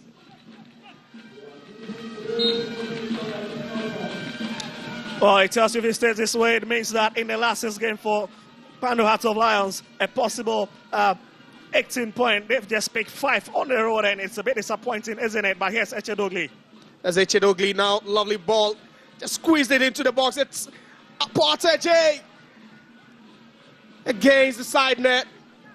Again, Heart of Lions moving forward, hoping to get the lead before the halftime whistle goes. That is the mentality of a winning team, isn't it? You go down, but you must fight back. And you see what they are doing at the moment. A bit of switch between Ataije and you see he decides to use the left-hand side, but again, not the best of option. Such a difficult angle to execute that shot, and Nation staying in. Suhini with a long one, trying to find the run of Faisal Chowete. But he'll be bitten to it by Yao Danso. Now the tussle there. But a free kick will go the way of Nations FC, and that's Gripman. It's been decent. Always the wingman to Razak Simpson in this setup. I used to play for Golden Kick. Last season, they were in the MTN FA Cup final and lost to Kumasi Asante Kotoko by 2-1. That's where he grabbed the attention of the top sides, but then he landed here. Well, it tells you a quality pairing for Nations FC at the back, isn't it? Simpson himself, always a skipper, and a Gripman who That's came from Gripman, formerly of Great Olympics. So his brother is Ate Gripman, who is currently playing for Samatics. Absolutely, you understand. Yeah. Now, to pair those two players at the back tells you of the quality of this centre-back for Nations FC. But the issue is, yes, maybe Gripman, it's too early for him. He's just joined this Nation setup. You need a bit of time to settle in, and I think that is what is having a huge toll on the Nation's defense. So that's Oko Gripman, the twin brother of Ate Gripman, who formerly played for Golden Kicks. A better physical play than Obin Jr. gives away a free kick to Nations FC, who quickly take that. Brandon Sapon, the busiest player in the Nations FC setup this afternoon. Move to the left-hand side, fine. Kwame Boache to Suhini Sulemana. Drop that to Beidou. And it's Suhini now. Lovely ball into space. It's now. I know hits that one. And that was so wide again. And they keep knocking on the doors of Heart of Lions. It's just a matter of time for Nations FC. Lovely shot from Ano, isn't it? But it was always going to drift. Look at it, maybe because of the direction of the hit as well. But again, not the best of hits there. And it was always bending away from the goalpost of Pando Lions. So 45 minutes done and dusted here at the Dr. Kwame Chase Sports Complex. It's been an entertaining end-to-end stuff. Chauncey Freeman putting Heart of Lions ahead with a lovely low strike. But then minutes later, Ruben Hennessy heading into his own net to draw level for Nations FC, who are still unbeaten here this season. Match day of the Ghana Premier League. And after halftime, it is Nations FC 1, Heart of Lions 1.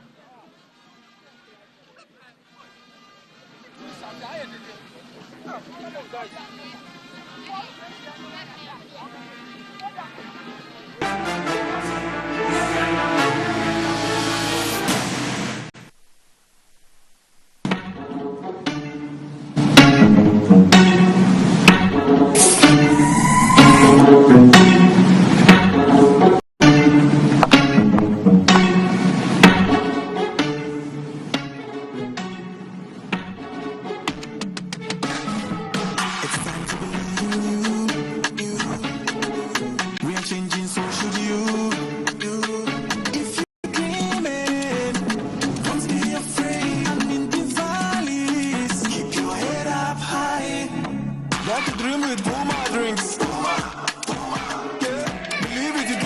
Oh yeah, clap your hands for the whole new vibe. Make me send people. Oh yeah, come alive. Let me hear you.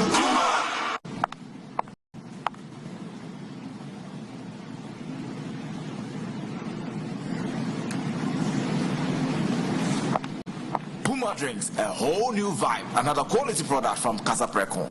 This advert is FDA approved. I want to watch the match. Even watches Ghana football these days. Do you know Charles Taylor? The president. Charles De Terror Taylor. He terrorized defenses with his dribbles. Don't bote.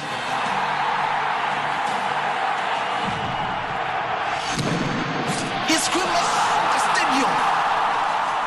Was like before the general lifting up trophies. Stephen Odro was orchestrating the game. The legends of yesterday, they have paved way for the heroes of today. Do you know the Ghana Premier League? No, Dad. It's our game, it's our pride. And you watch it now live every weekend from now on. Catch the Ghana Premier League live this and every weekend. All right, it's half time. What an interesting game we have witnessed from the Abrankasi Stadium. There's been end-to-end stuff, Nations FC showing how important it is that they play hard and play tough at home. And of course, as the game was getting tough, the tough also had to get going. 2 goals in the first 45 minutes, nothing to separate the two sides. My panelists will make their first quick reactions, and then we take it from here. Coach, first 45 minutes, and of course, before the match, we heard what the head coaches had planned. Do you think it has worked?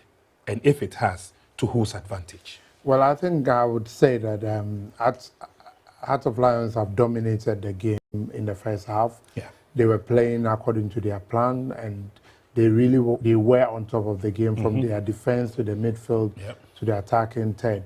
And then that's how come they were able to record a goal in the first 16 minutes. Exactly. By Freeman, the gentleman from Sierra Leone. And there's a chap in the Heart of Lions team, and the name is Ishmael Ado.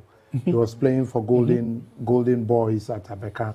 That is, he's splendid. He's talented. He's smart. He's excellent. Yeah. He's playing football without stress, especially the left back. The right back for Nation, McBlasty, I used him when I was coaching at Athletics. Half-time at the Dr. Kwame Chase Sports Complex. It's Nations FC, the home side, drawing 1-1 against Heart of Lions. Chelsea Freeman getting a goal for Heart of Lions before. An own goal from Ruben Hennessy. Leveled matches here in this match day 13 fixture. I've been joined at pitchside by the assistant coach of Heart of Lions, Daniel Nije. Daniel, were you disappointed, that you just couldn't take that lead into the half?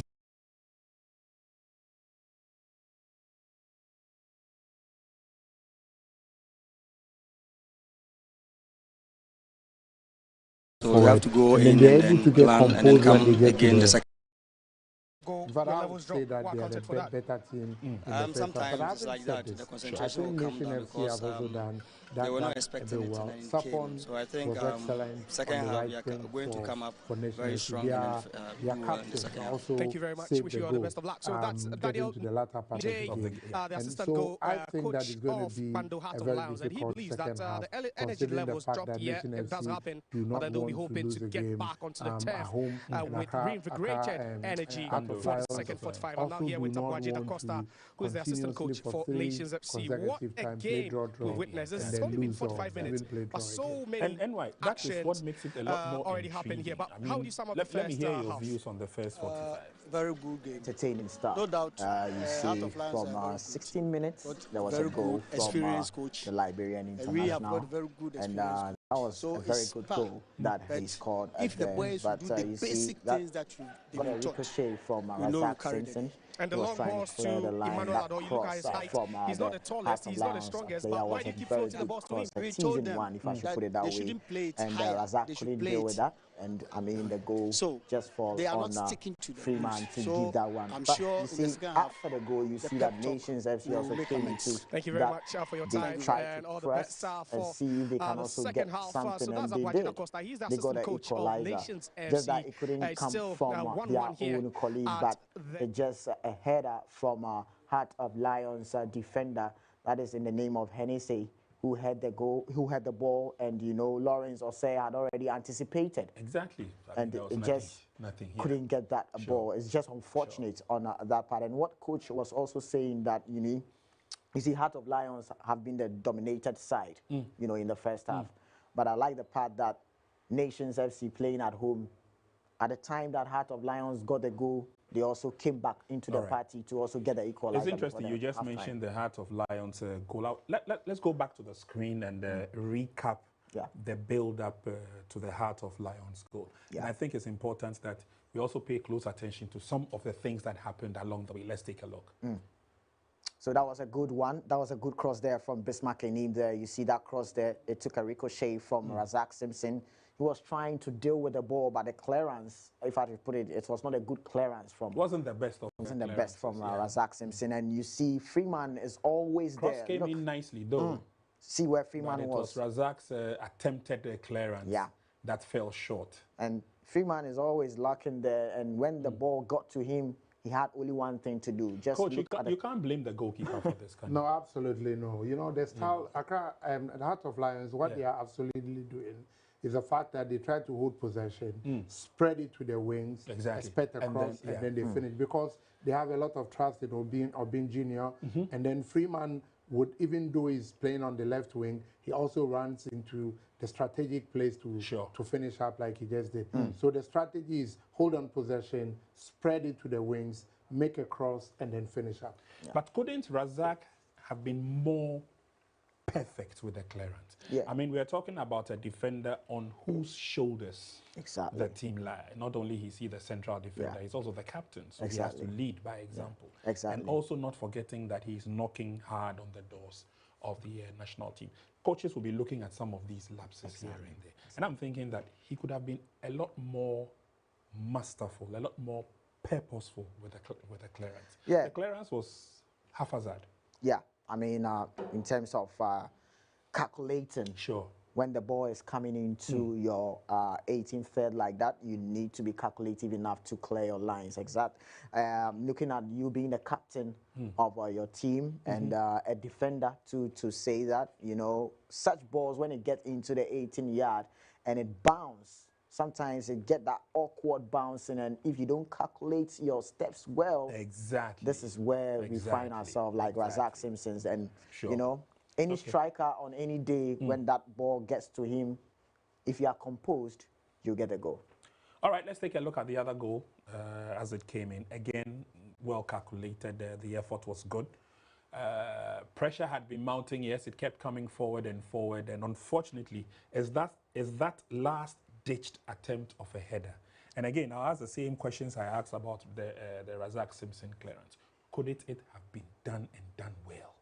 Because Coach, help me out. There was pressure on the defender. I mean, we have what we call peripheral view for a player. Even though you are not seeing the player, you are feeling the player behind you. So he felt the player behind him. But a lot of credit must go to Sapon. The way he cut in, he did well, and then his target was to the player behind the defender. So the player was so much concerned on the player behind him. And that's what I say we call it peripheral view in football. Even though you are not seeing the person, you are feeling the person. So in order to play safe, he had wanted to make sure that player does not get the ball. But unfortunately for him, the anticipation of the goalkeeper is different from what he was doing. That's how come it resulted into a goal. If the goalkeeper had forced, he would have found himself in a serious injury. Wow. So obviously can't take it from this.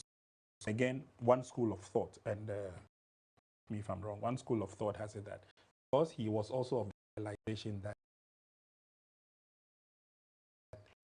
should be able to also guide him with the peripheral view that this is where the goalpost is.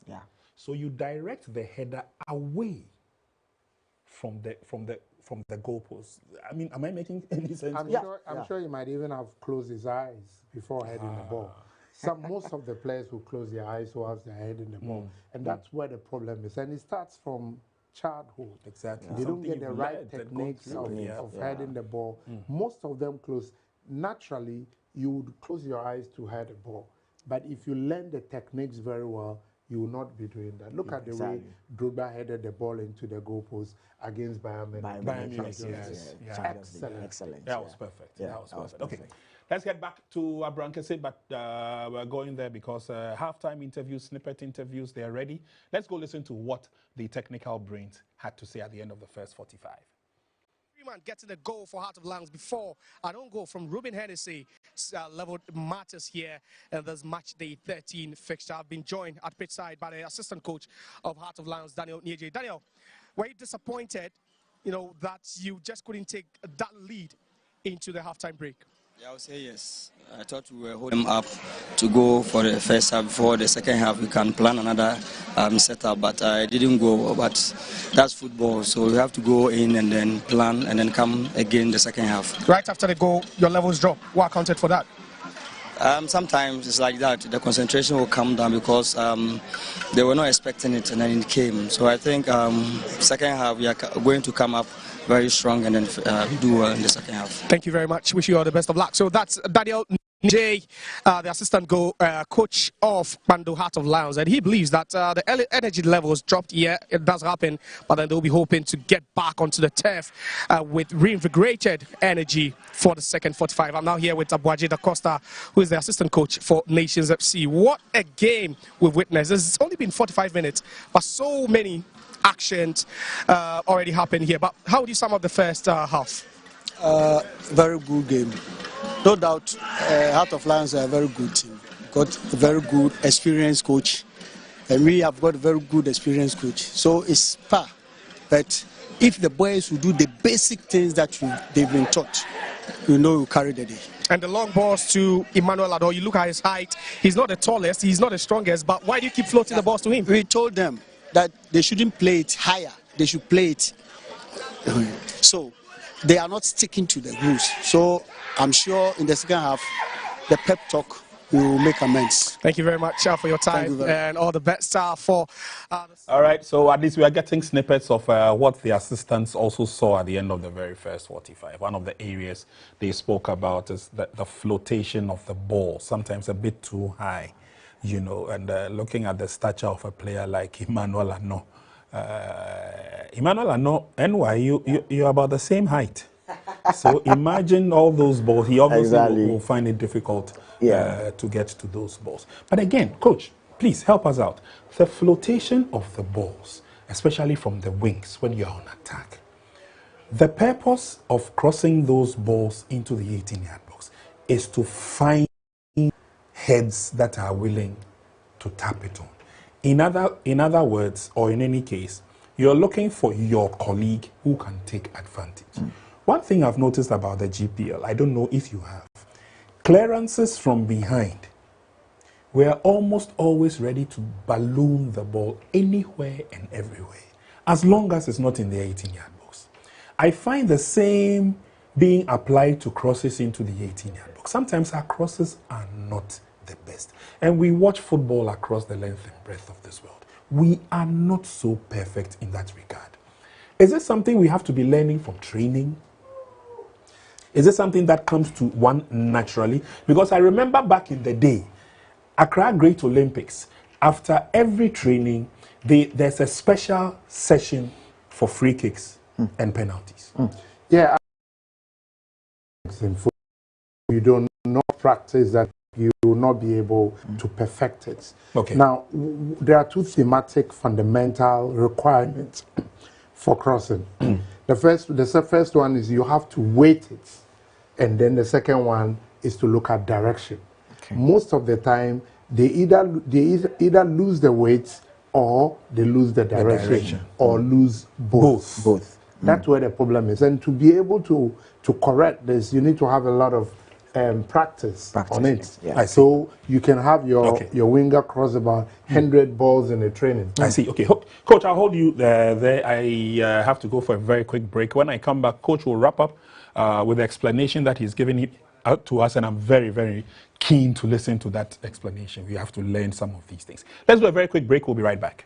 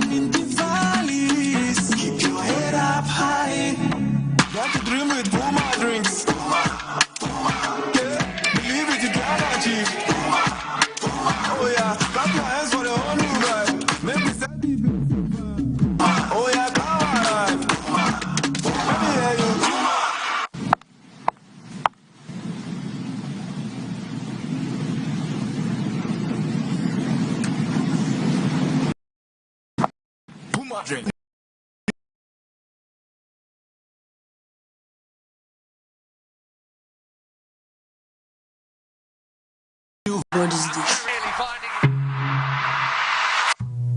Do you know Charles Taylor? The president. Charles the Terror Taylor. He terrorized defenses with his dribbles. Who know Dombote?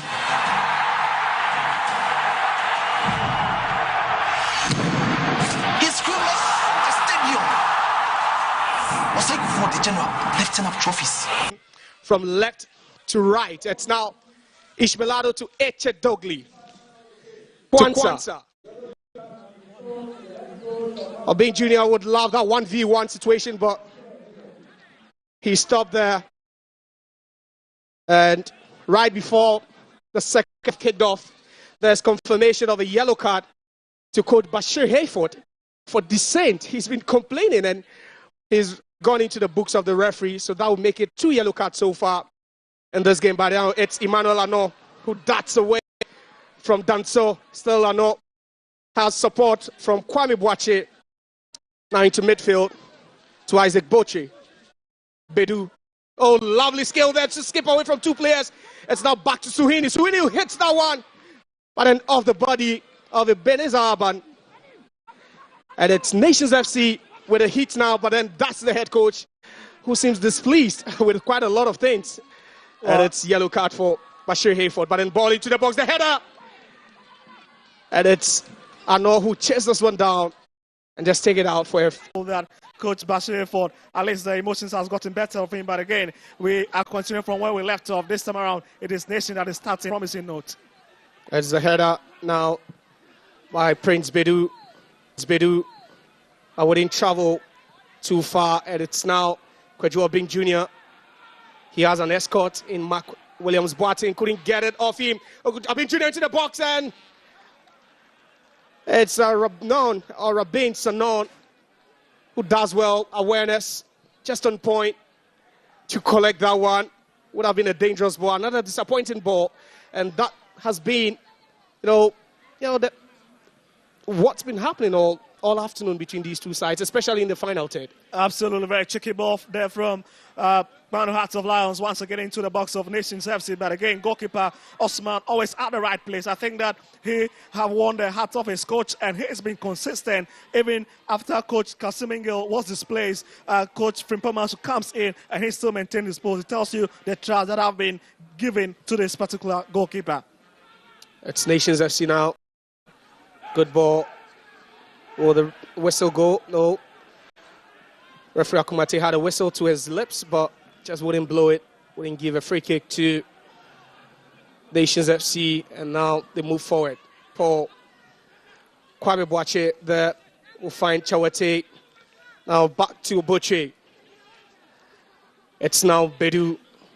And they seem to be crowding the midfield whenever they have the ball, and they've increased the intensity a bit. You talk about Nations FC, spoken about their home invisibility this season, which they are trying to keep intact, but the flag will go up against Chauncey Freeman, who looks to be in his element this afternoon after getting the goal. Absolutely, and that is what you need from a top striker. Just look at the movement again. That was Kwanzaa. Just look at the way, simple touch there on looking, and was finding once again his strike partner up front, but again, just denied by the flag there. Excellent call. And Yao done so. Just bringing out Faisal Chawate at that point. Fortunately, doesn't go into the referee's books. A ball quickly be taken by Isaac Boche. A crossfield pass trying to find Brandon Sapon. But then that ball will be lost, and Ini will hit that one in field. Some tussling there, the duel between these two players. Kwanzaa and then Prince Bedu. Absolutely. So what Nations is trying to do in this particular second half is to be dominant in terms of ball possession, because, look, you don't allow Kpando Hearts of Lion to determine the pace and the space of this game. When you give them the opportunity, they can punish you. And what Coach Performance is doing in this particular half is to tell his charges, hold the ball more, determine the pace of the game, and tell what must be done in the next 45 minutes. Ruben Hennessy showing too much of the ball there. Just look at that. Yeah, does well to win it, but a bit of a start showing. I believe that's the reason why the referee just whistles.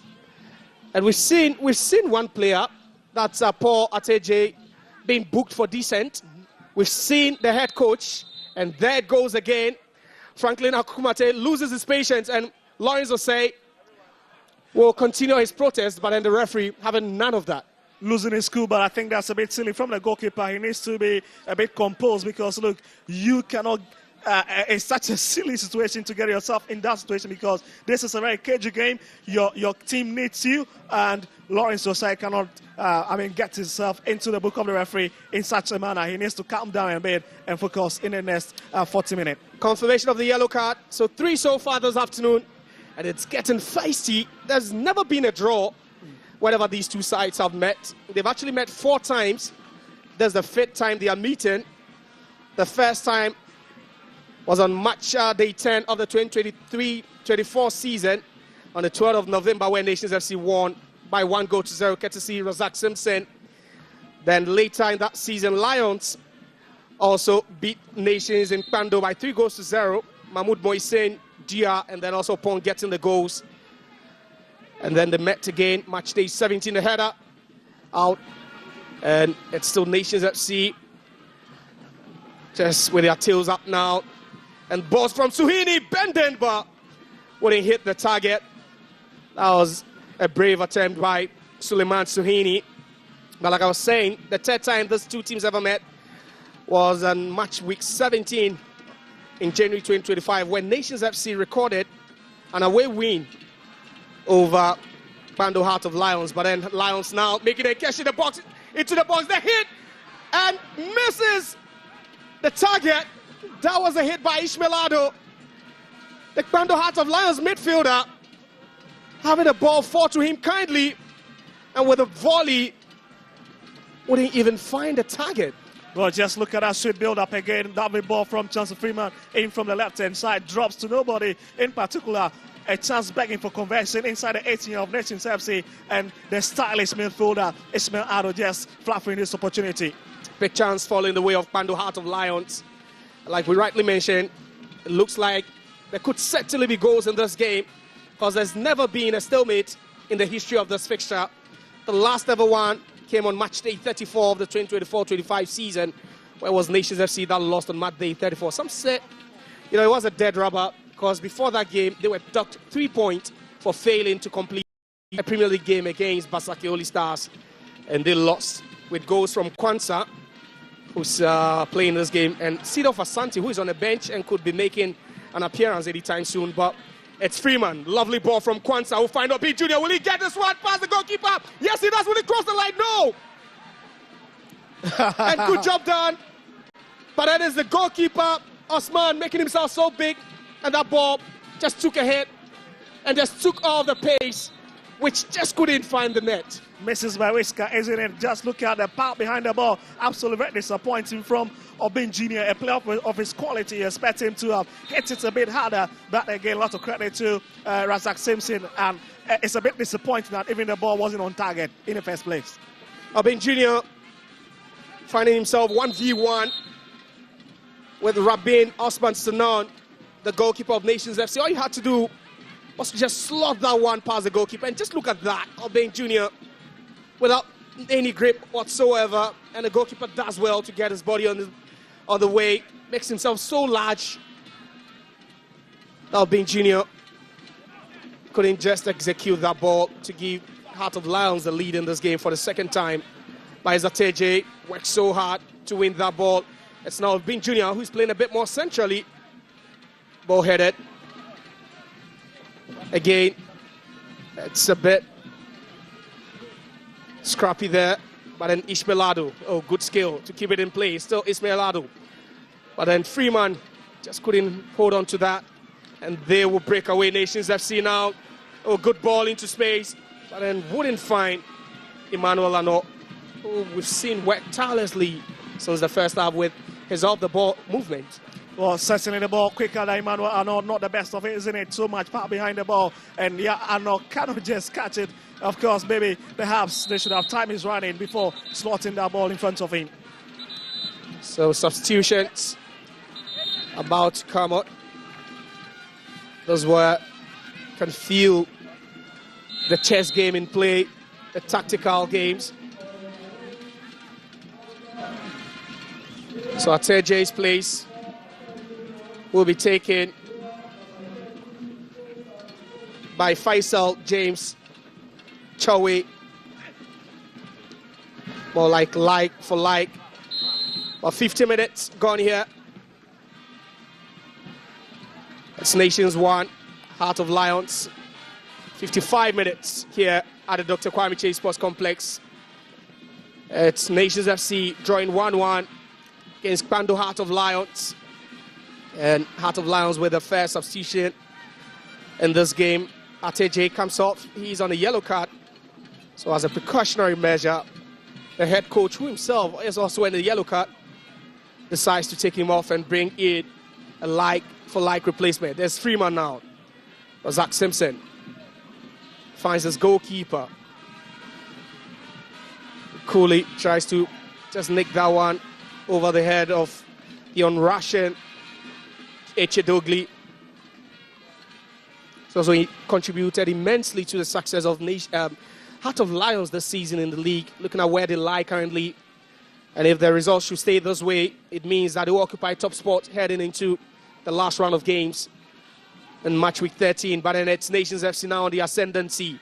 Suhini will find Kwame. The ball into the box, headed away by Arban.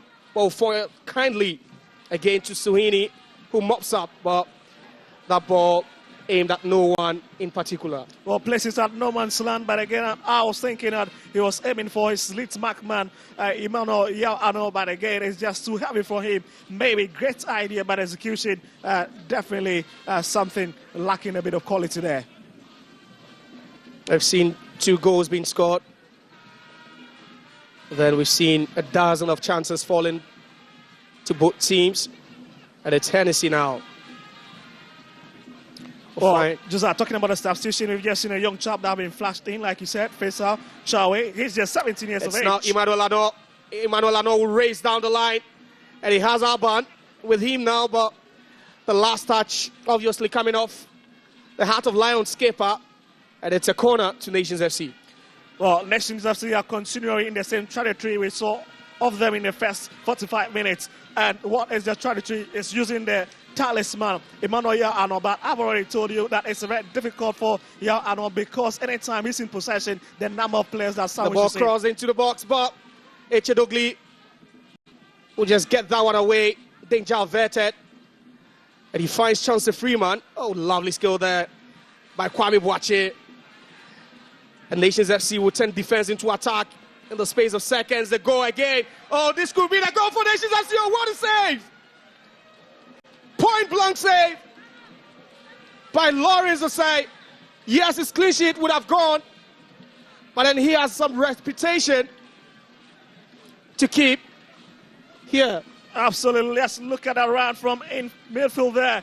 Saw the run of Faisal Chawate, places it in front of him, and at this point you are thinking the top striker would have just buried it, but what a hand to deny him. Lawrence Osei, very, very excellent save there on that occasion. Big chance.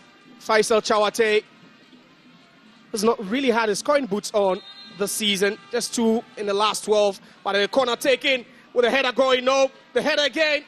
Oh, that ball wouldn't go through, and they are making a mess out of it. Heart of Lions, they just can't clear their lines. Again, Kojo Obin Jr.'s pass would just go through, and it's Heart of Lions with their back facing the posts for now. But another disappointing ball will mean that they can have some space to breathe.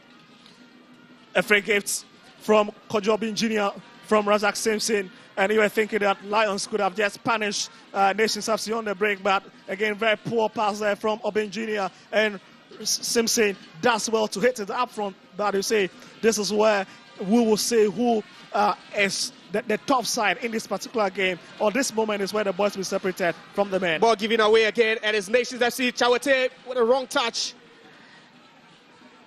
And the Holy Heart of Lions should be careful. They are treading dangerously now, but then can they also turn that defense into a quick attack now? Can they quickly get it done? It's Freeman to the left-hand side, to Enim, the cross, but just eludes everyone and crosses the line for a goal kick to Nations FC, but we could be having some more substitutions coming on.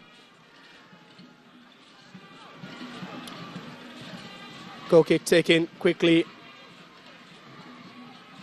NSC will go up, and it's Emmanuel Ano, who just keeps on fighting so hard, but Heart of Lions will lose possession now in the middle of the pitch. And it's Boucher, who's playing so well this afternoon. And just look at that, Kwanzaa tripping him. Very, very silly foul, isn't it? Just trips his man. He's so strong for him there, and such a very wonderful foul to concede. That's another very poor kick there coming from Nations FC. Balloon beyond everybody. And that's not the best way to, get goals if you really want to. They need to be very incisive and very direct anytime they are bending those balls into Lions' final third. A couple of inferior balls into the final third. But then substitution for Heart of Lions now. And Kojo Obin Jr. will have his last say in this game. And Sido Asante, who was on the score sheet the last time these two teams met here a couple of months ago, will be thrown in with the hopes of at least finding the back of the net again in this fixture. Perhaps history could repeat itself. Absolutely, the former Liberty man definitely adds a lot of weight and quality to Lions' game. Let's see his impact he brings into the field now. Simpson. Yeah, manages to find Brandon Sarpon. Gripman to Simpson. Simpson will go with a long pass, but that will be intercepted by Enim. Enim caught napping there, and the ball stolen as well. And it's now Nations FC. The ball to the right-hand side now. The cross into the box, but it's blocked. I know once again taking so much time to deliver that ball, and reason why we can say it's off one of Lions' players. Not the best of the season, isn't it? Seedorf with his first touch wins a free kick after Razak Simpson just collides into him. Seedorf Asante, some time back, was a starter in this team, but has lost his place over the last couple of seasons. He's been relegated to the bench a couple of times. But he's still one of the players they count on, especially looking at the fact that their top scoring player, Michael Epson, is not in today, not part of the match day squad. Epson. Absolutely well said. Not the best of minutes he's having this season. Just 30 minutes against Kerala United, 68 against Vision FC, and of course just 20 against Young Apostles at the Den at Kwando. So tells you that in terms of game time, he's not really getting it as he used to. Ball will be cleared. Simpson wins that header. But it's now Ishmaeladu to Ebenezer Urban. And both teams are trying to neutralize the strength of the other, especially in the final third. We've seen, most of the play happening in the middle third, but we've seen both teams also being on alert, especially after they both conceded in the opening 45. It looks like they've been on alert in the second 45. You need to be on a red-hot alert, considering how these two teams are playing. And you see the strength of Nations FC in the first half was to use the long balls, but in the second half, they've been more relaxed. They love to pass the ball around, enjoy themselves in the game, push it up front. And for Kwando Hearts of Lion, it looks like the win have been taken out of their cell. It's just been a scrappy play from them so far. They need to calm down and get into the game. A wayward pass will be picked up, and it's Prince Bedu now with a chip effort into the box. And Lawrence will say, you can see his reaction there. His teammates losing the ball in a very, very dangerous area.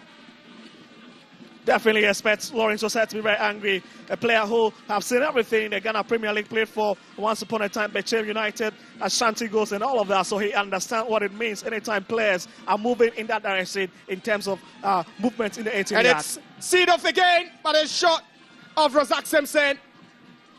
And that was a good play on the left-hand side by Chauncey Freeman, who continues to be a menace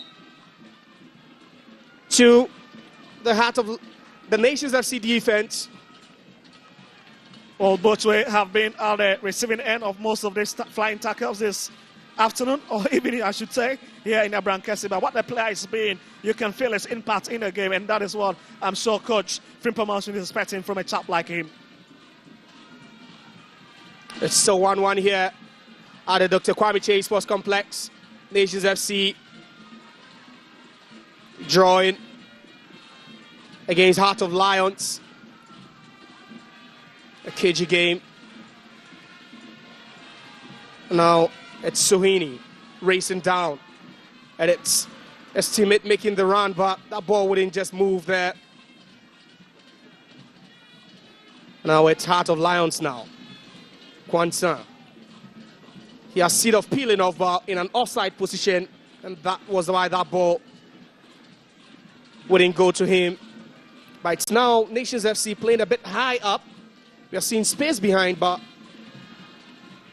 no quality ball yet to just cut them off guard. And Alban will calmly fend off that press by Emmanuel Ano. Oh, that was a dangerous one. But referee will signal for the substitutions to be made. That was that earlier ball again, and just look at that, start showing. I think just caught Brandon Sapon on the ties, but... And you can see what a game we have so far, but I think what Nation FC have done perfectly in the second half is the fact that, yes, they are high up the pitch, but what they have not taken their eyes off is the fact that they need to be watchful in terms of defending. So Chawate has been pulled out. Such a tough day at the office for the Nations FC star, but he makes way for Abdullah Mashoud. And Echedogli will be the second Heart of Lions player who goes into the books of referee Akumate. Just loses possession, and just look at that, crushes into Kwame Boakye.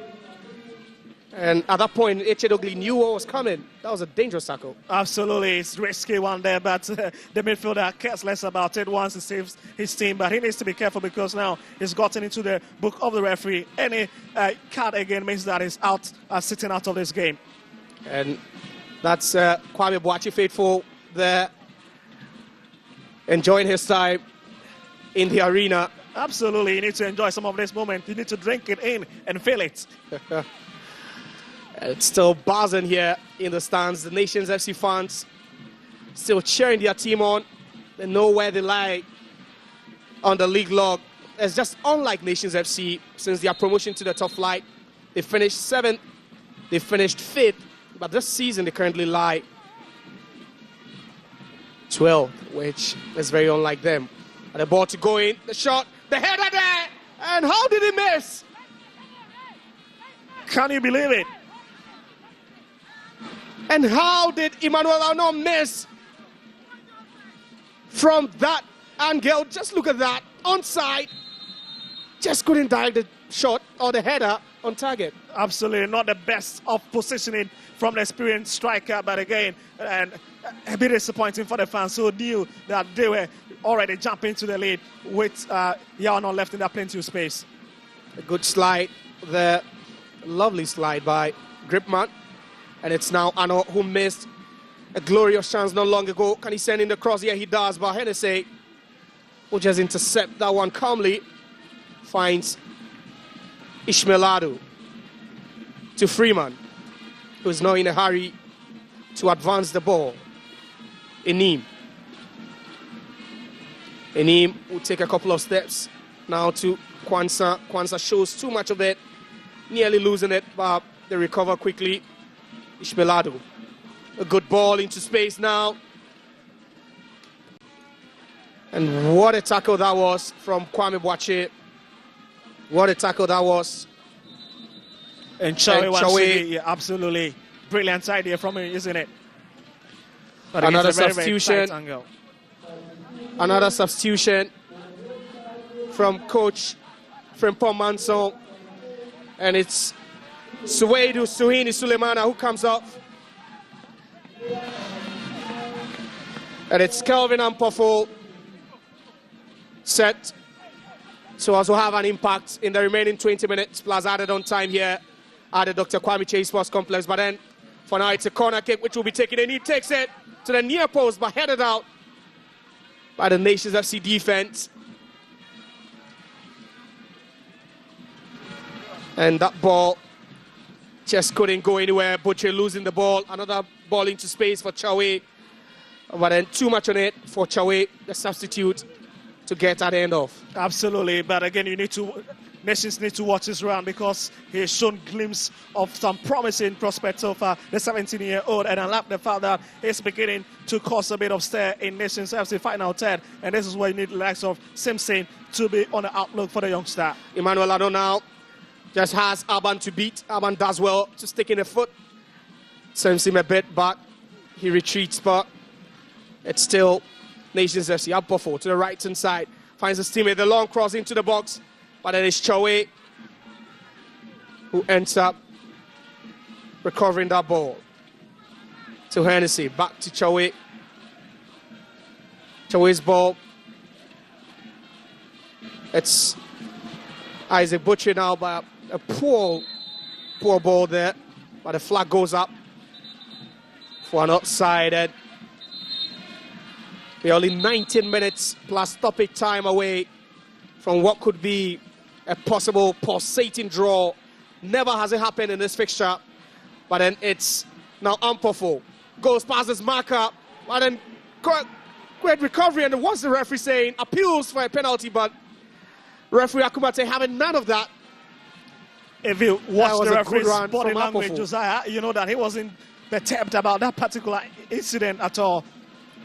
Lovely ball into space, and it's Seedorf who races down. Yes, he gets onto it, but then you have bodies in the box defended by Nations. The hit there, but then ricochets off the Nations FC defender. And Echidogli, he needs to be careful. He's on a yellow card. That was a very, very spirited tackle there.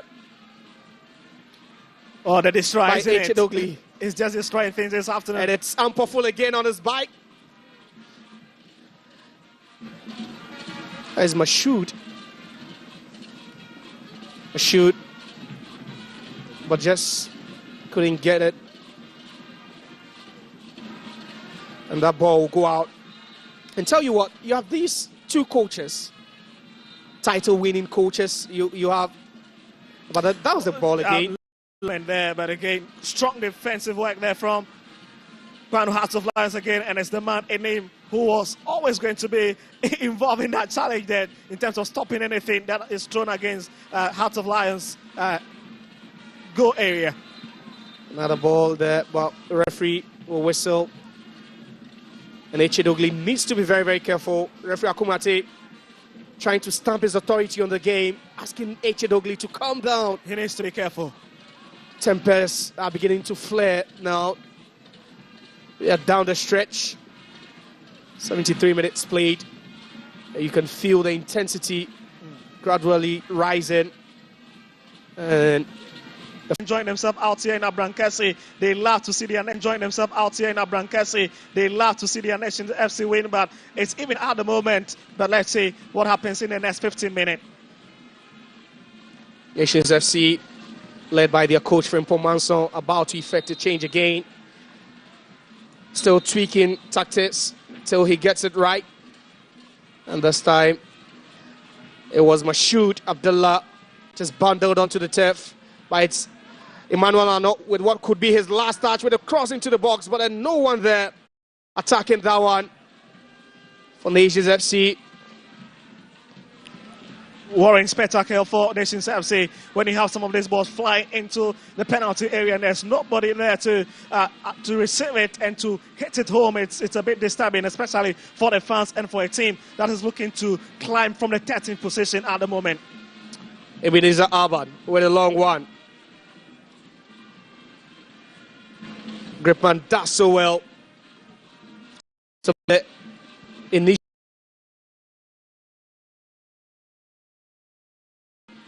but it's now Kelvin Ampofo. Tries to find Emmanuel Ano again. Emmanuel Ano racing down, does well to keep it in place. It's Emmanuel Ano with the left foot. But that one just flashes across the face of goal. But it's still in play. And it's Kwame Boache does well again. Echedogli tailing him. And what's the call? Well, picking some referee points to the flag. And it's a corner kick to Nations FC. Echedogli, you can hear Ishmaelado asking him to have cleared that one on the first time of asking. But Tete Samuel will be coming on.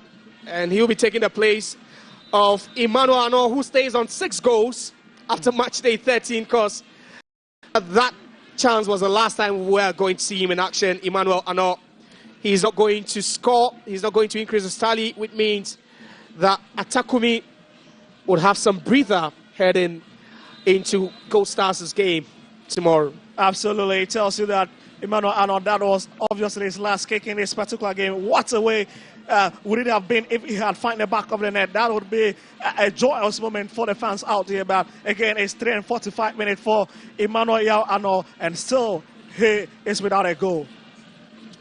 So Emmanuel Ano will be taken off, but injury concerns for Emmanuel Ano, whose last kick eventually ended in him taking a knock. And he might not be able to walk out all by himself. He would need a stretcher there. But then his place is taken by Samuel Tete, who Coach Frimpong Manson will be counting on, hoping that at least he could get a job done for them. But it's corner kick, set to be taken by Isaac Boche. He goes short, and it's Kwame Boache. But then Kwanzaa does well to get it out. It's now Sapon. Sapon with a cross is a low one. And Aban. But then that should be an offside, because Sapon was just coming off the red zone. Well, it took so much time to let it in. But look at it once again, that movement from Sapon. It was a lovely idea, brought it back. But again, the positioning of Beidou always going to be a huge problem for this Nations FC side. Brandon H. Sapon.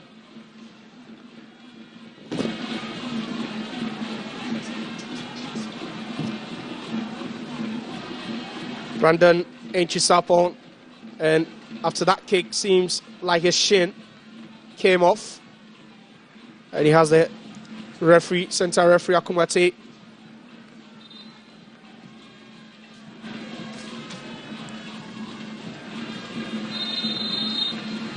So we are still trickling down to 90 minutes here, barring any added on time.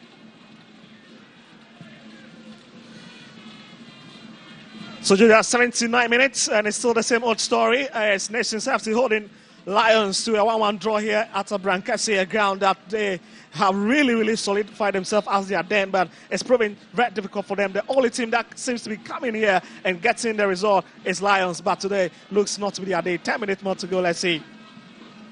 So it's a corner kick to Heart of Lions.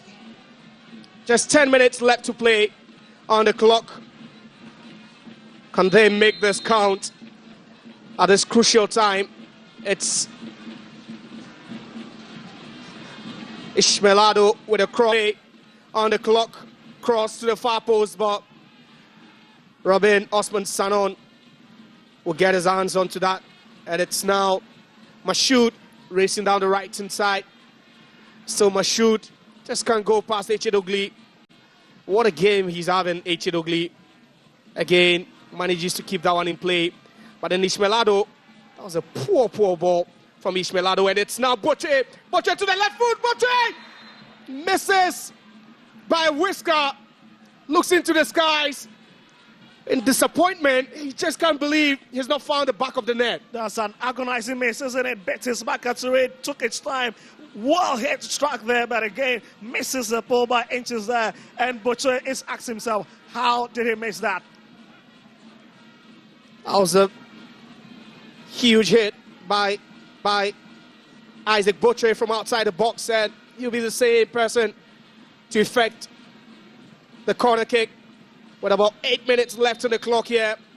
It's getting even more nervy and dangerous for any defending team now. The cross into the box, but then headed out by Kwanzaa. Ishmaelado does well to hold up play. Now it's a Santasidov. It's Echedogli now. Lovely way to switch the ball to the right-hand side. Let's invite Echedogli, who connects to Sidov once again, but unfortunately, they continue on the same trajectory. It's now Yaudanso advances, but the ball, of the vitals of Gripman, and you can see his reaction there. The pain excruciating for Gripman. It's quite unfortunate that he just had to just block that one with his vitals. Just look at that. Oh. I mean, you need to do everything to keep your team in a game, and that is what Gripman have just done. But again, not the best of sights in players go through such pains. And Gripman taking one for the team. He just had to. But it's now a corner kick. Nations FC will have to defend and defend carefully. It's Bismarck Enim will take that one, but then punch it away by Osman. But then last touch coming off Ishmaelado.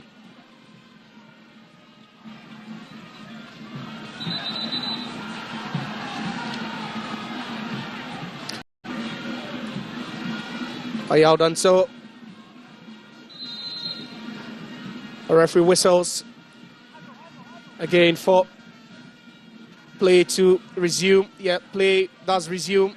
Prince Bedu would find Tete, his first real action. This is coming on for Emmanuel Ano. A bit undecisive there from Tete, but he does well to hang on. Good hold up play from the striker. It's now Kwame Boache. We're trying to find his teammate with a lob. Isaac Butchie to the right-hand side. Now to Ampofo. Back to Butchie. Oh, a bit casual, too casual from Butchie. And that ball wouldn't travel as intended. And then some holding there by Ampofo, and it's a free kick. Some time like setting in now, isn't it, Josiah, from both ends of the pitch. But again, just look at it.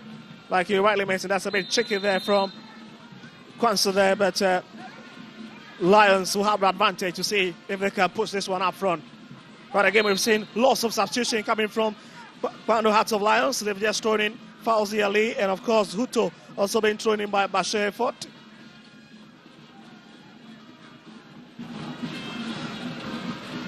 So triple substitution set to be effected by Coach Bashir Hayford.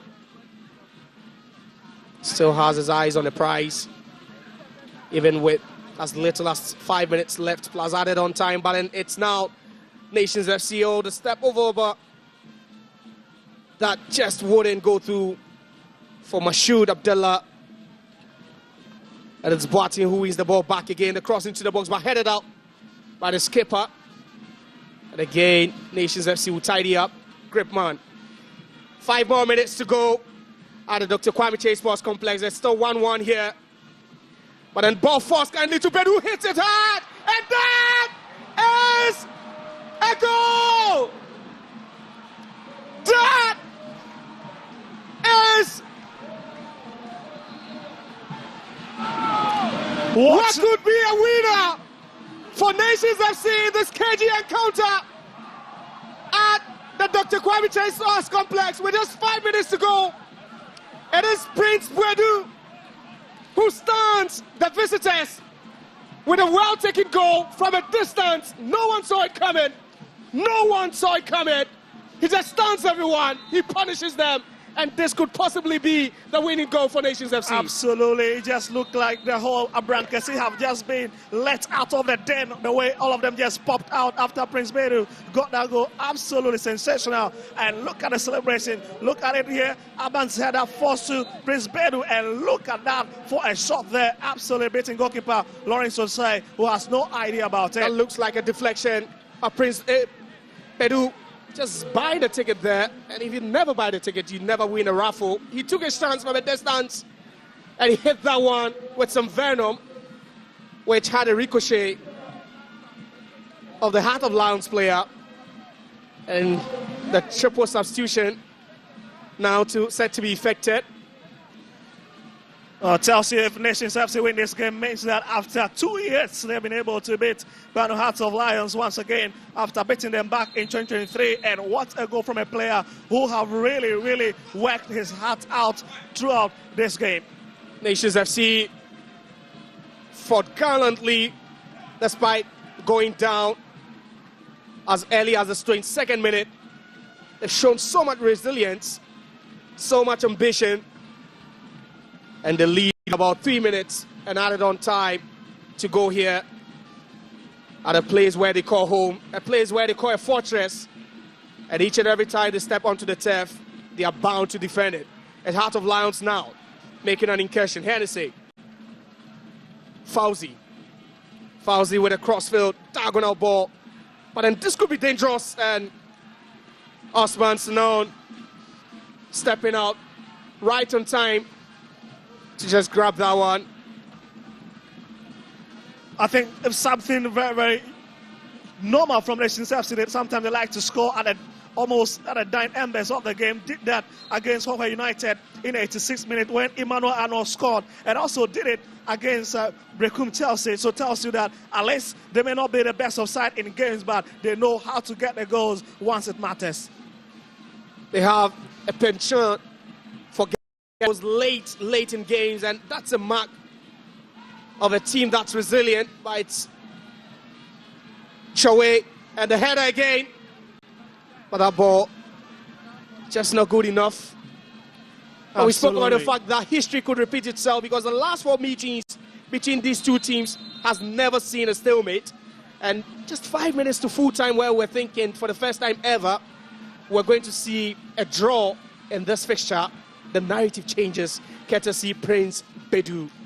Absolutely, the archives have just been opened, and that is the reality here at the moment after 88 minutes. But let's see if Nations FC can hack onto this 2-1 lead at Abrankasi.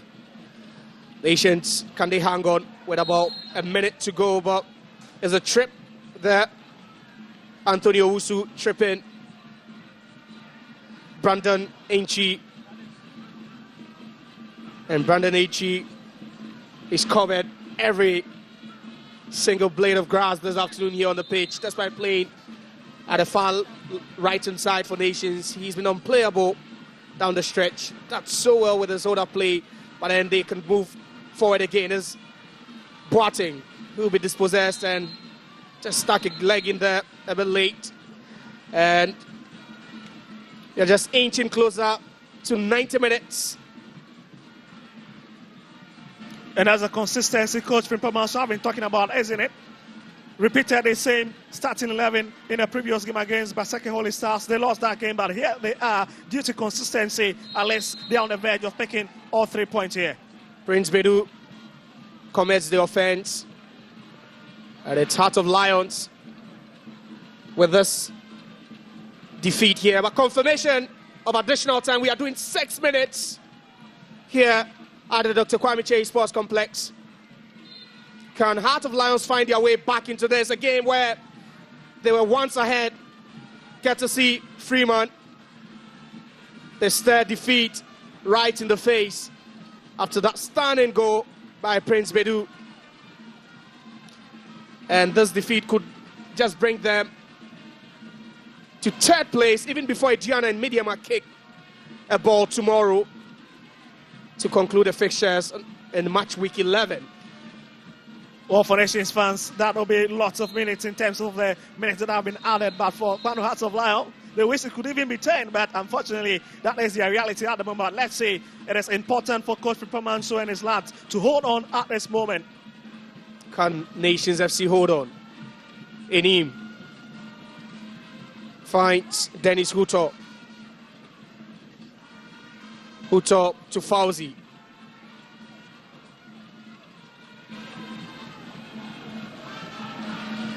That was a long one, but then Hennessy will look to recover that.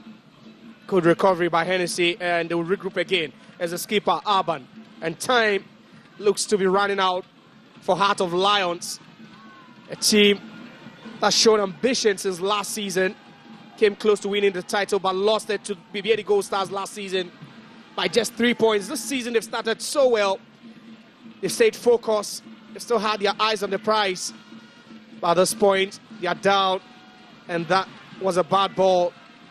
Will be regrouped, and it's Kelvin Ampofo now does well with a hold-up play, but then he'll be brought down by Hotel, and this is huge relief for Nations FC. Huge relief for Nations FC. Unless to draw in the foul there, unless to buy some time to stay intact in this game, and now they can take their time and see how they hit this one up front. But again, it's been impactful Nation FC in this 45 minutes. Ampofo, a substitute, came in. He's done so well on both ends of the field. Right, Scriptman now. And Mashoud just couldn't keep that one in play. It's now Heart of Lions, and they are racing against time now. Be asking, maybe just inject some pace in it, but it's so casual, just trying to find the next available person. Heart of Lions, but then ball, another poor one, blocked, and Butche will just release Mashoud. Mashoud has Arban in front of him. Mashoud, a bit of trickery there, but he just doesn't hold on. We'll lose that one. Tight legs there. It's quite palpable, the intensity of this game so far. Ismailado now in the center circle will just find his teammate Chowe. Chowe does well again, but it's cleared. No nonsense defending there by Simpson. The fans look on, hoping that they could just cross the line. About 2.5 minutes remaining here on the clock. Robin Hennessy. Well, if Tete had managed that ball earlier on, I tell you what, that could be a close docket so far for Kwano Hearts of Lion, but they stay intact in this game, and I felt like Tete should have just run himself into that trouble, but it's been good so far from them. Here, we need to see the character of Lions. Heart of Lions struggling to find that pass that could possibly just carve open the defense of Nations FC that looks so resolute and compact. In the second half. And you just can't begrudge them. There's a time to make merry. Just look at that. That's beautiful, isn't it? And the home faithfuls, just look at that. In full voice, they know how crucial the 3 points will be to them. But then on match day 14, we'll see Nations FC traveling to Accra Hazavok. And then Ediana will be visiting Pando Heart of Lions. Perhaps it's a game they could use to salvage something or even revive, you know, the waning title hopes at this point. But just have about 1 minute and some few seconds to go here. But it looked to be a Nations FC play on the turf. And that looks to be Tete. And that's Echidogli. Played his part gallantly, but just couldn't prevent his side from going down in what has been one of the most difficult away fixtures for them this season. And the result will lift Nations FC to 9th place, 16 points, which at least for now will just give them something to be excited about heading into match day 14. But ball will be cleared, half cleared there. Again, the clearance not going through. Asante Seedorf miscuing that one. It's now Chowe. But again, both players not on the same tangent. And we have about 15 seconds. The referee looks to his watch. He could be blowing the final whistle any moment from now. Nations FC hanging on. A vital win. They are still unbeaten here this season. But then the ball falling to Heart of Lions. Could this be a goal? Oh, he blasts over. What a miss at the death for full time there. Crazy stuff, isn't it? What a chance that was. And just look at that. Samson was bit into it. Just hit that one. And then it was Yao Danso who just couldn't finish. But then confirmation of the yellow card to Oko Gripman. And you know, Yao Danso will be having a lot of thoughts. Same as this man, Bashir Ford. He could have buried it. That would have settled the score here. And any moment from now, referee Franklin Akumate will be blowing the whistle for the end of proceedings. And there it goes. The final whistle goes from referee Franklin Akumate. And what has been a thrilling, exhilarating game of Ghana Premier League football here at the Dr. Kwame Chase Sports Complex. When Nations FC had to rally, they had to dig deep. It was a tall mountain to climb, but it came from a goal down to beat Heart of Lions by 2-1. And Prince Bedu has been adjudged as man of the match. But then this defeat leaves Heart of Lions third on the league log.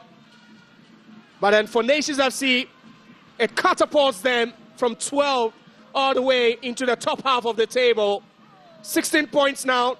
And disappointment there on the faces of the Lions players.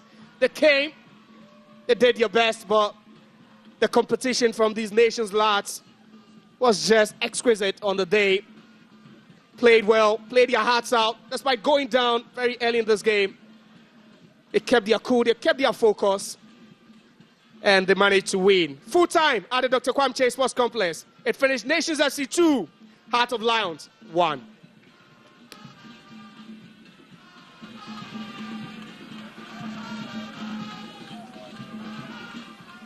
In terms of their home invincibility, they still reign supreme. And no team has been able to go there to upset them, at least so far in the league. It's ended in victory for their home side, and I'm sure there'll be a lot of jubilation at Abrankasi even as we speak. We'll be crossing back onto the Abrankasi Park to pick up the interviews with the coaches. But before we do that, let's spend a minute or two in the studio to take a look at what my panelists think at the end of 90 minutes. Coach. I think it's a good game. Our expectation was to see a good game, and we saw it. It's not a true reflection of, the result is not a true reflection of the game, but at this stage, it's a competitive league. Sure. So what matters is the 3 points and not possession. Exactly. Heart of Lions could have won the game if they were a little bit calm and composed. They got their 2 goals because of blunders from their 2 center backs. The first one was an own goal, and the second one, you know, as a defender, when you are clearing the ball, there is 2 principles. The first one is it has to go high and wide. He didn't follow that principle.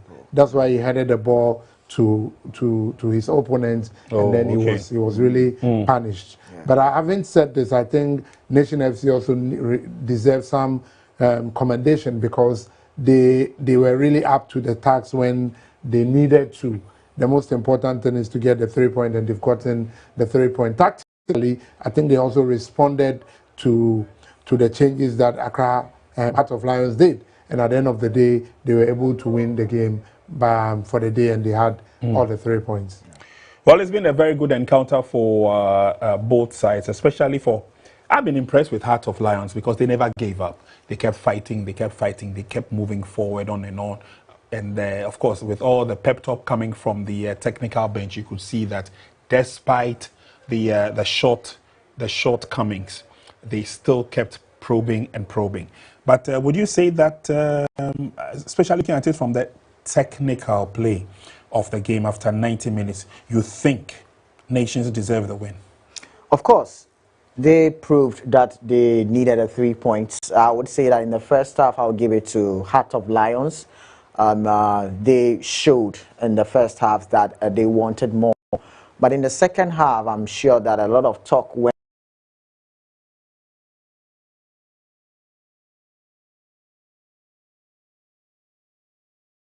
from Nations FC. They were not allowing Heart of Lions to operate in the freedom way that they had in the first half. And the press nature from Nations FC forced Heart of Lions not to operate like what they did in the first half. And to me, the second half, I'll give it to Nations FC. And it showed in the second half. They probed and they probed and they got it. They got the second goal, which was the winning goal for this game. So for me, Nations FC proved that they needed a 3 points badly. Well, they did manage to sell a good game. I'm sure the fans at the stadium also loved, what they saw, especially the standards. But again, a lot more opportunities were created in the game. And coach, if we are watching a 90-minute game of top-notch Ghanaian football, coach has envisaged the question I'm coming to. Okay, so coach, please tell us. Where are we falling short? Absolutely, we are not taking our chances. We are not composed before any goal-scoring opportunity. Our vision is not very good, and then most of the time we are not having the right techniques.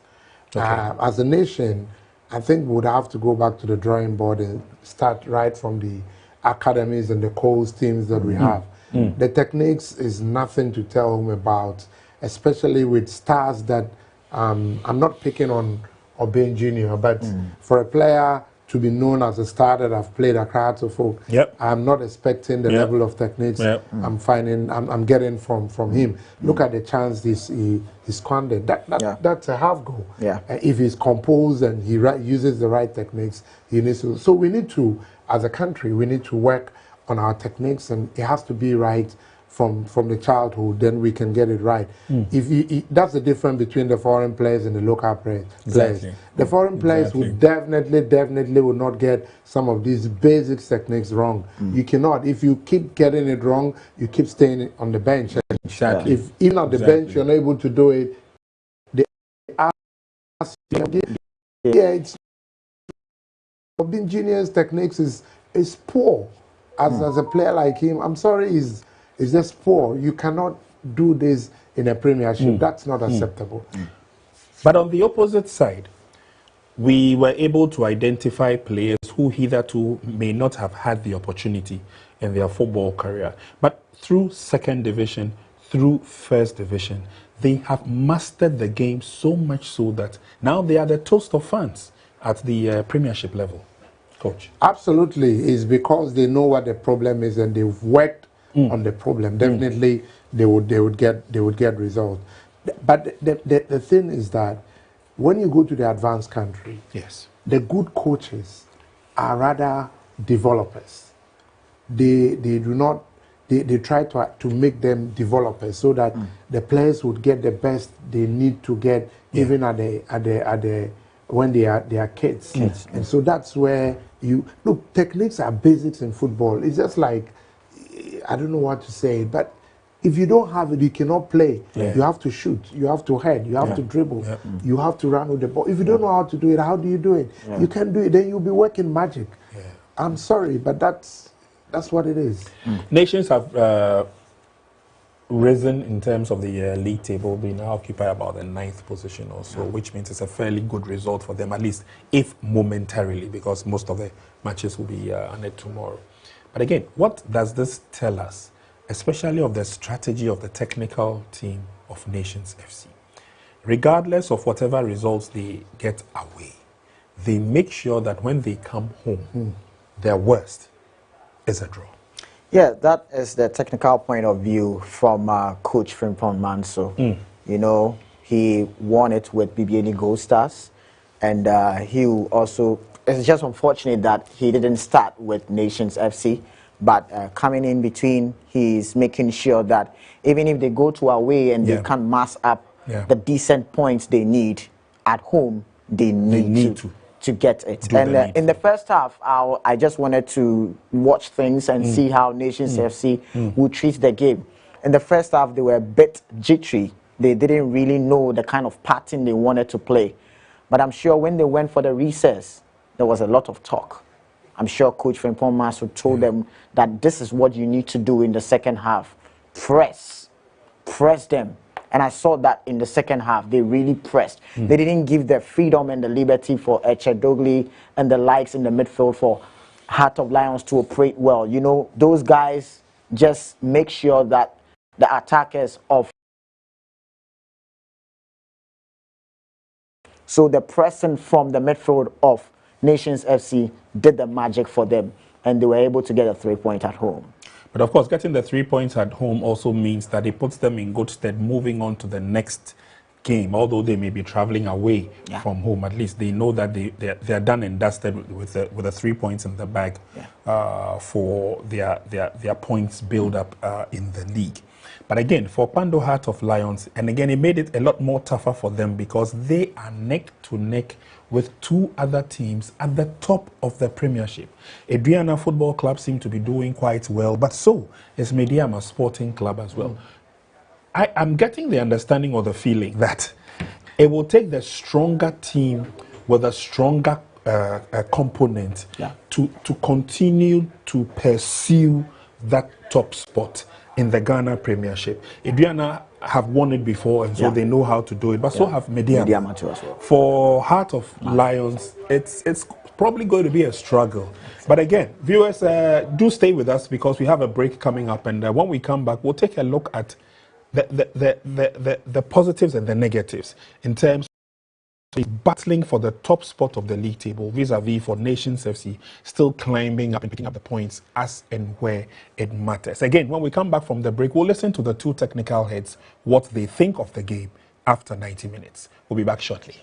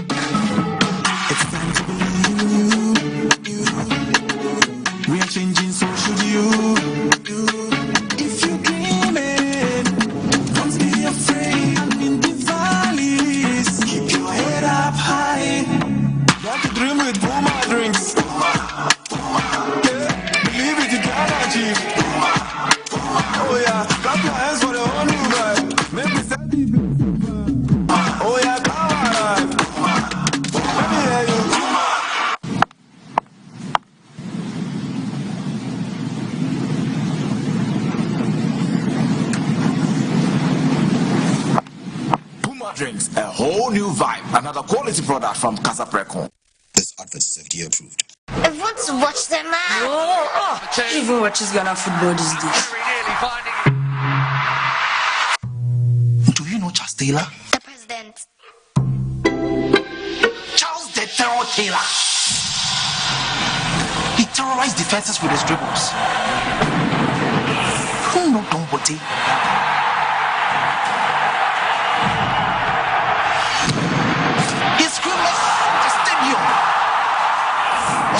the general, lifting up trophies. Stephen Ojo was orchestrating the game. The legends of yesterday, they have paved way for the heroes of today. Do you know the Ghana Premier League? No, Dad. It's our game, it's our pride, and you watch it now live every weekend from now on. Catch the Ghana Premier League live this and every weekend.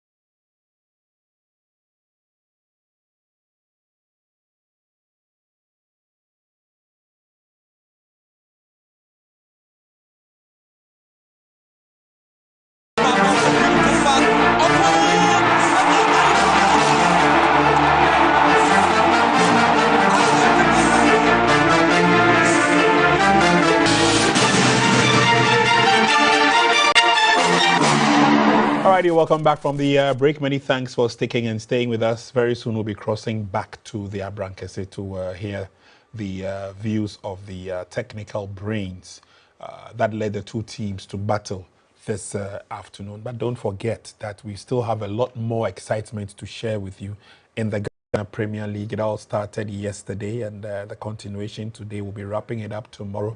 Tomorrow, all roads are leading to Hohoe, if I can remind you of that, because Hohoe will be welcoming Kumasi Asante Kotoko to their city. We understand that since Friday, the city has been agog with a lot of excitement. We'll be finding out exactly what's been happening in Hohoe when we touch base with them. But let's run you through the results we have for the past 2 days. It all started yesterday, Friday. 11 Wonders stayed at home. Swedru All Blacks went away with 3 points and 2 goals. Congratulations to the Magicians from Swedru. And then just gone by, Nations FC have cemented their superiority at home.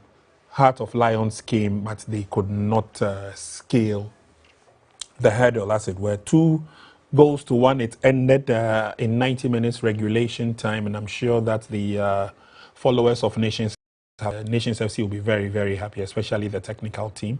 Heart of Lions came. They huffed and puffed. They could have actually won the game, Heart of Lions, if you take a look at it realistically, the chance created in the match, but unfortunately, it didn't go for them. Tomorrow, we continue with the excitement here on Max TV. Cameras will be at the town where Hohoe United Football Club will be taking on Asante Kotoko. FC Samatek will stay at their home grounds, the Fortress, as they take on BBNE Gold Stars. That's a game that I'd love to really, really pay attention to. Dreams FC will still be trying to pick up the Bechem United, another of those teams that are struggling this season. I'm not too sure exactly why, but Bechem United are not finding things too easy at all.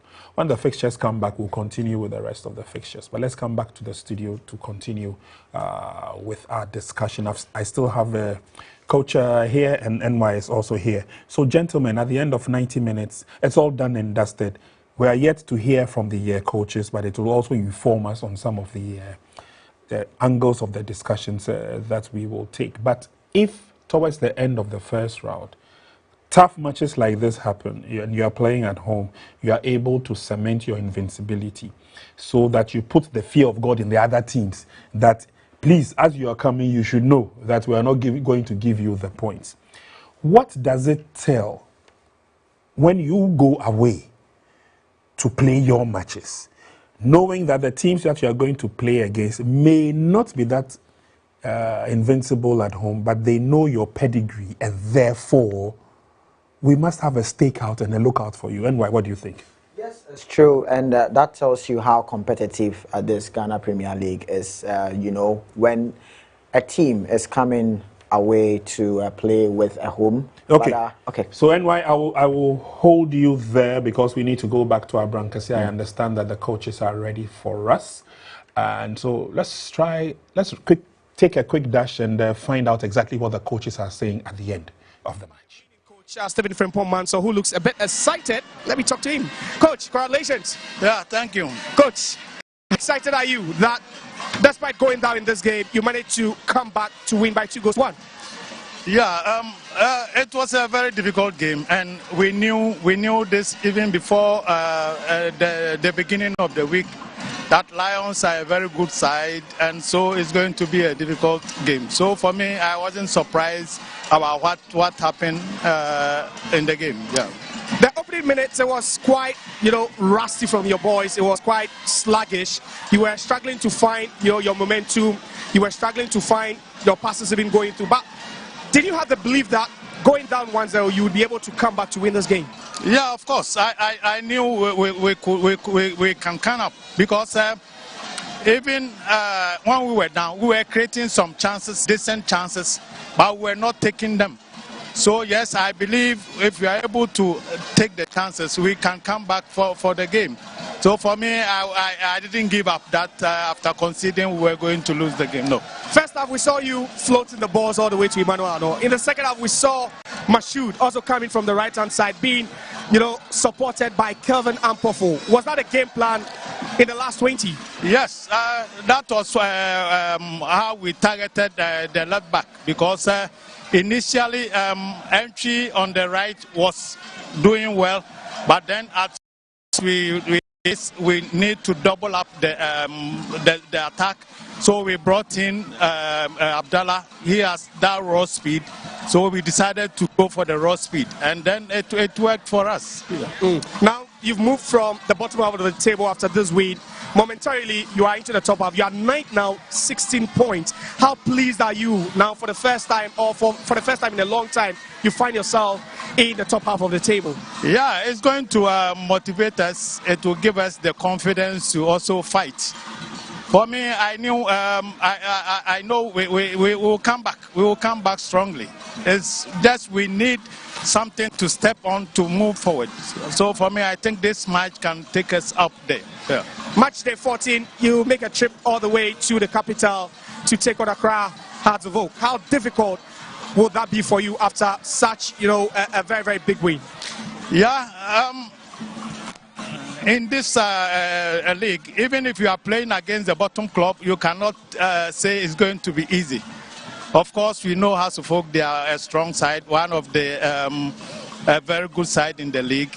Yes, but in Accra, we know it's a bit open. So yes, if you psych your players well and then they go play to your game plan, you can also get the results. Thank you very much, and congratulations once again. So that's the head coach of Nations FC, Stephen Frimpong-Mansor. His side came from a goal down to win by 2-1. They left it a bit late in this game with just 5 minutes to go.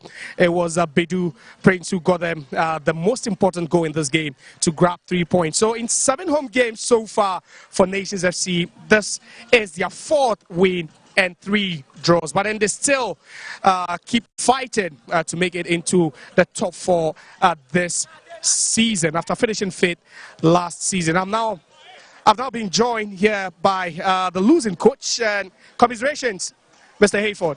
Thank you very much. But would you say you just couldn't keep your concentration levels very high, and that was what accounted for the defeat? I think because of the winning we are winning, my top players, they call themselves senior players. I think they are joking. I should put them on their feet, because now the complacency is too much, and so it is not about this, but they are too complacent, and so that is why we lost. Fine, so it's a game. We'll go back and then play. You came into this game in 2nd place, level on points with the leaders, Mediama Sporting Club, and even a draw would have momentarily put you first on the league log until the other teams played. Are you disappointed that you just couldn't capitalize on this? We have had an opportunity to jump to the top 5 times. And honestly, anytime we get the opportunity, we mess up.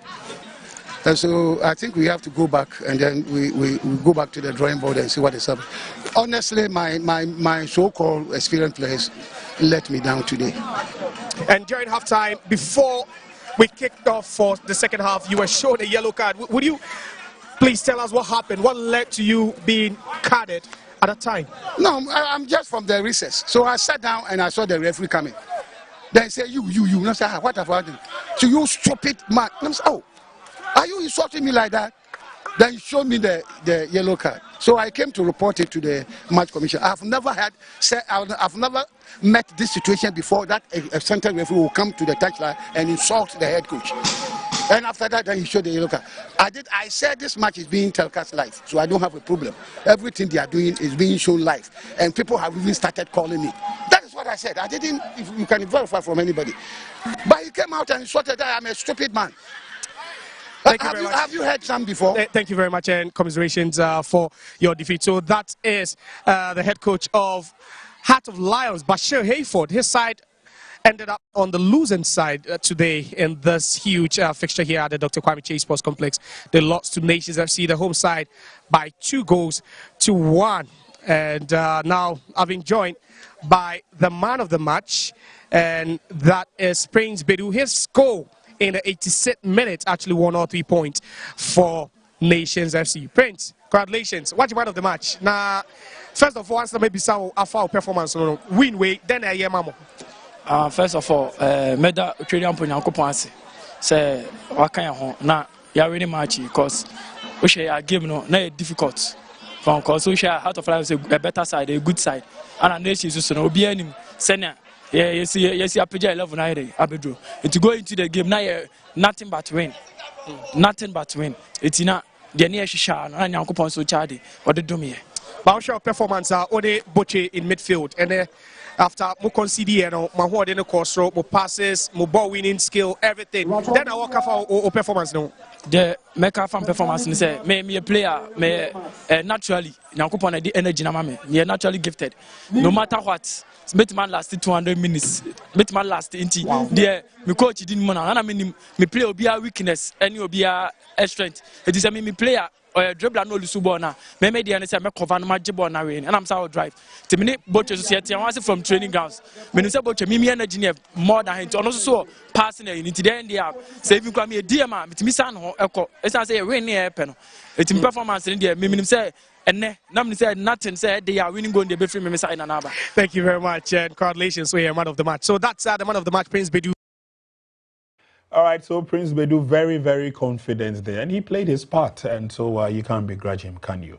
Walking away with the most valuable player of the game. Gentlemen, we're back in the studios, and we have just a couple of minutes to wrap up.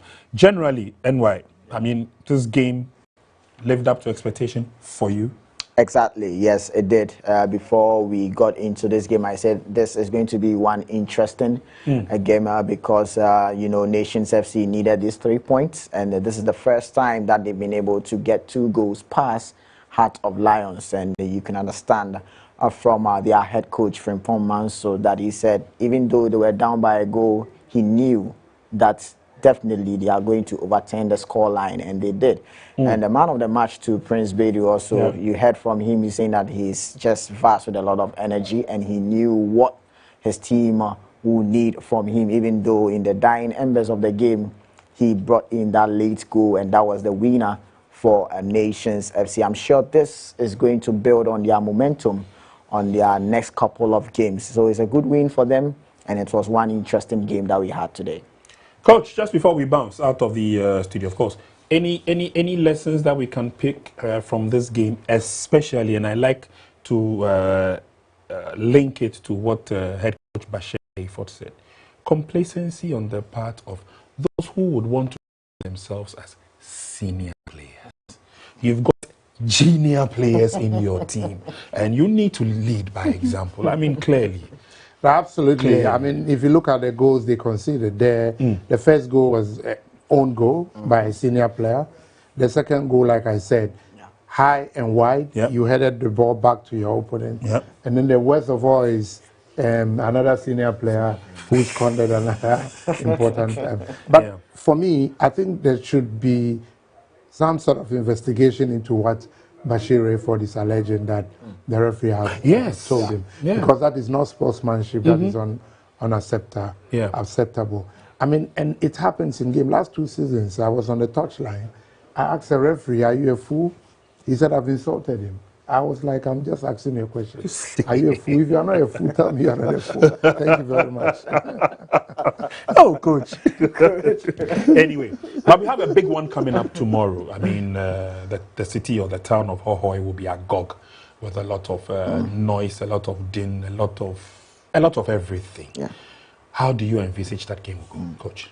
Hohoe is another thing. It's electrified by now. Sure. When we're playing Hohoe, when they were in Division 1, the day before the match, it was something else. We're in the town, everybody was talking about the match. Hohoe would blast tomorrow. I'm just praying they're able to get the results. And why? I mean, we'll be here. We'll take a look at how positive Hohoe has been this season. Kumasi Asante Kotoko have had their ups and downs, but that notwithstanding, any game against the Porcupine Warriors is a game. Definitely it's a game, and I know that Hohoe United, they know that Asante Kotoko is one of the Giants teams in this Ghana Premier League. And, you know, one thing about this Ghana Premier League is that, you know, teams, when they're about to face these big clubs, they have a way of playing. True. They have a way of playing.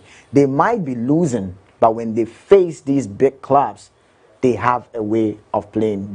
They always need to play in a way that they prove a point that when they faced up with this so-and-so club, they were able to do this. Coach TJ did it against Accra to Exactly. He got the results. He got the draw. He got a draw. So, I mean, tomorrow, all eyes is going to be on Hohoe as they take on Asante Kotoko. Well, that bus painted red will be making its triumphant entry into Hohoe tomorrow. Now, we'll sit back and relax and take a look at how Fabulous Kumasi Asante Kotoko will also react to all that we have spoken about here in the studio. It's going to be a very nice game.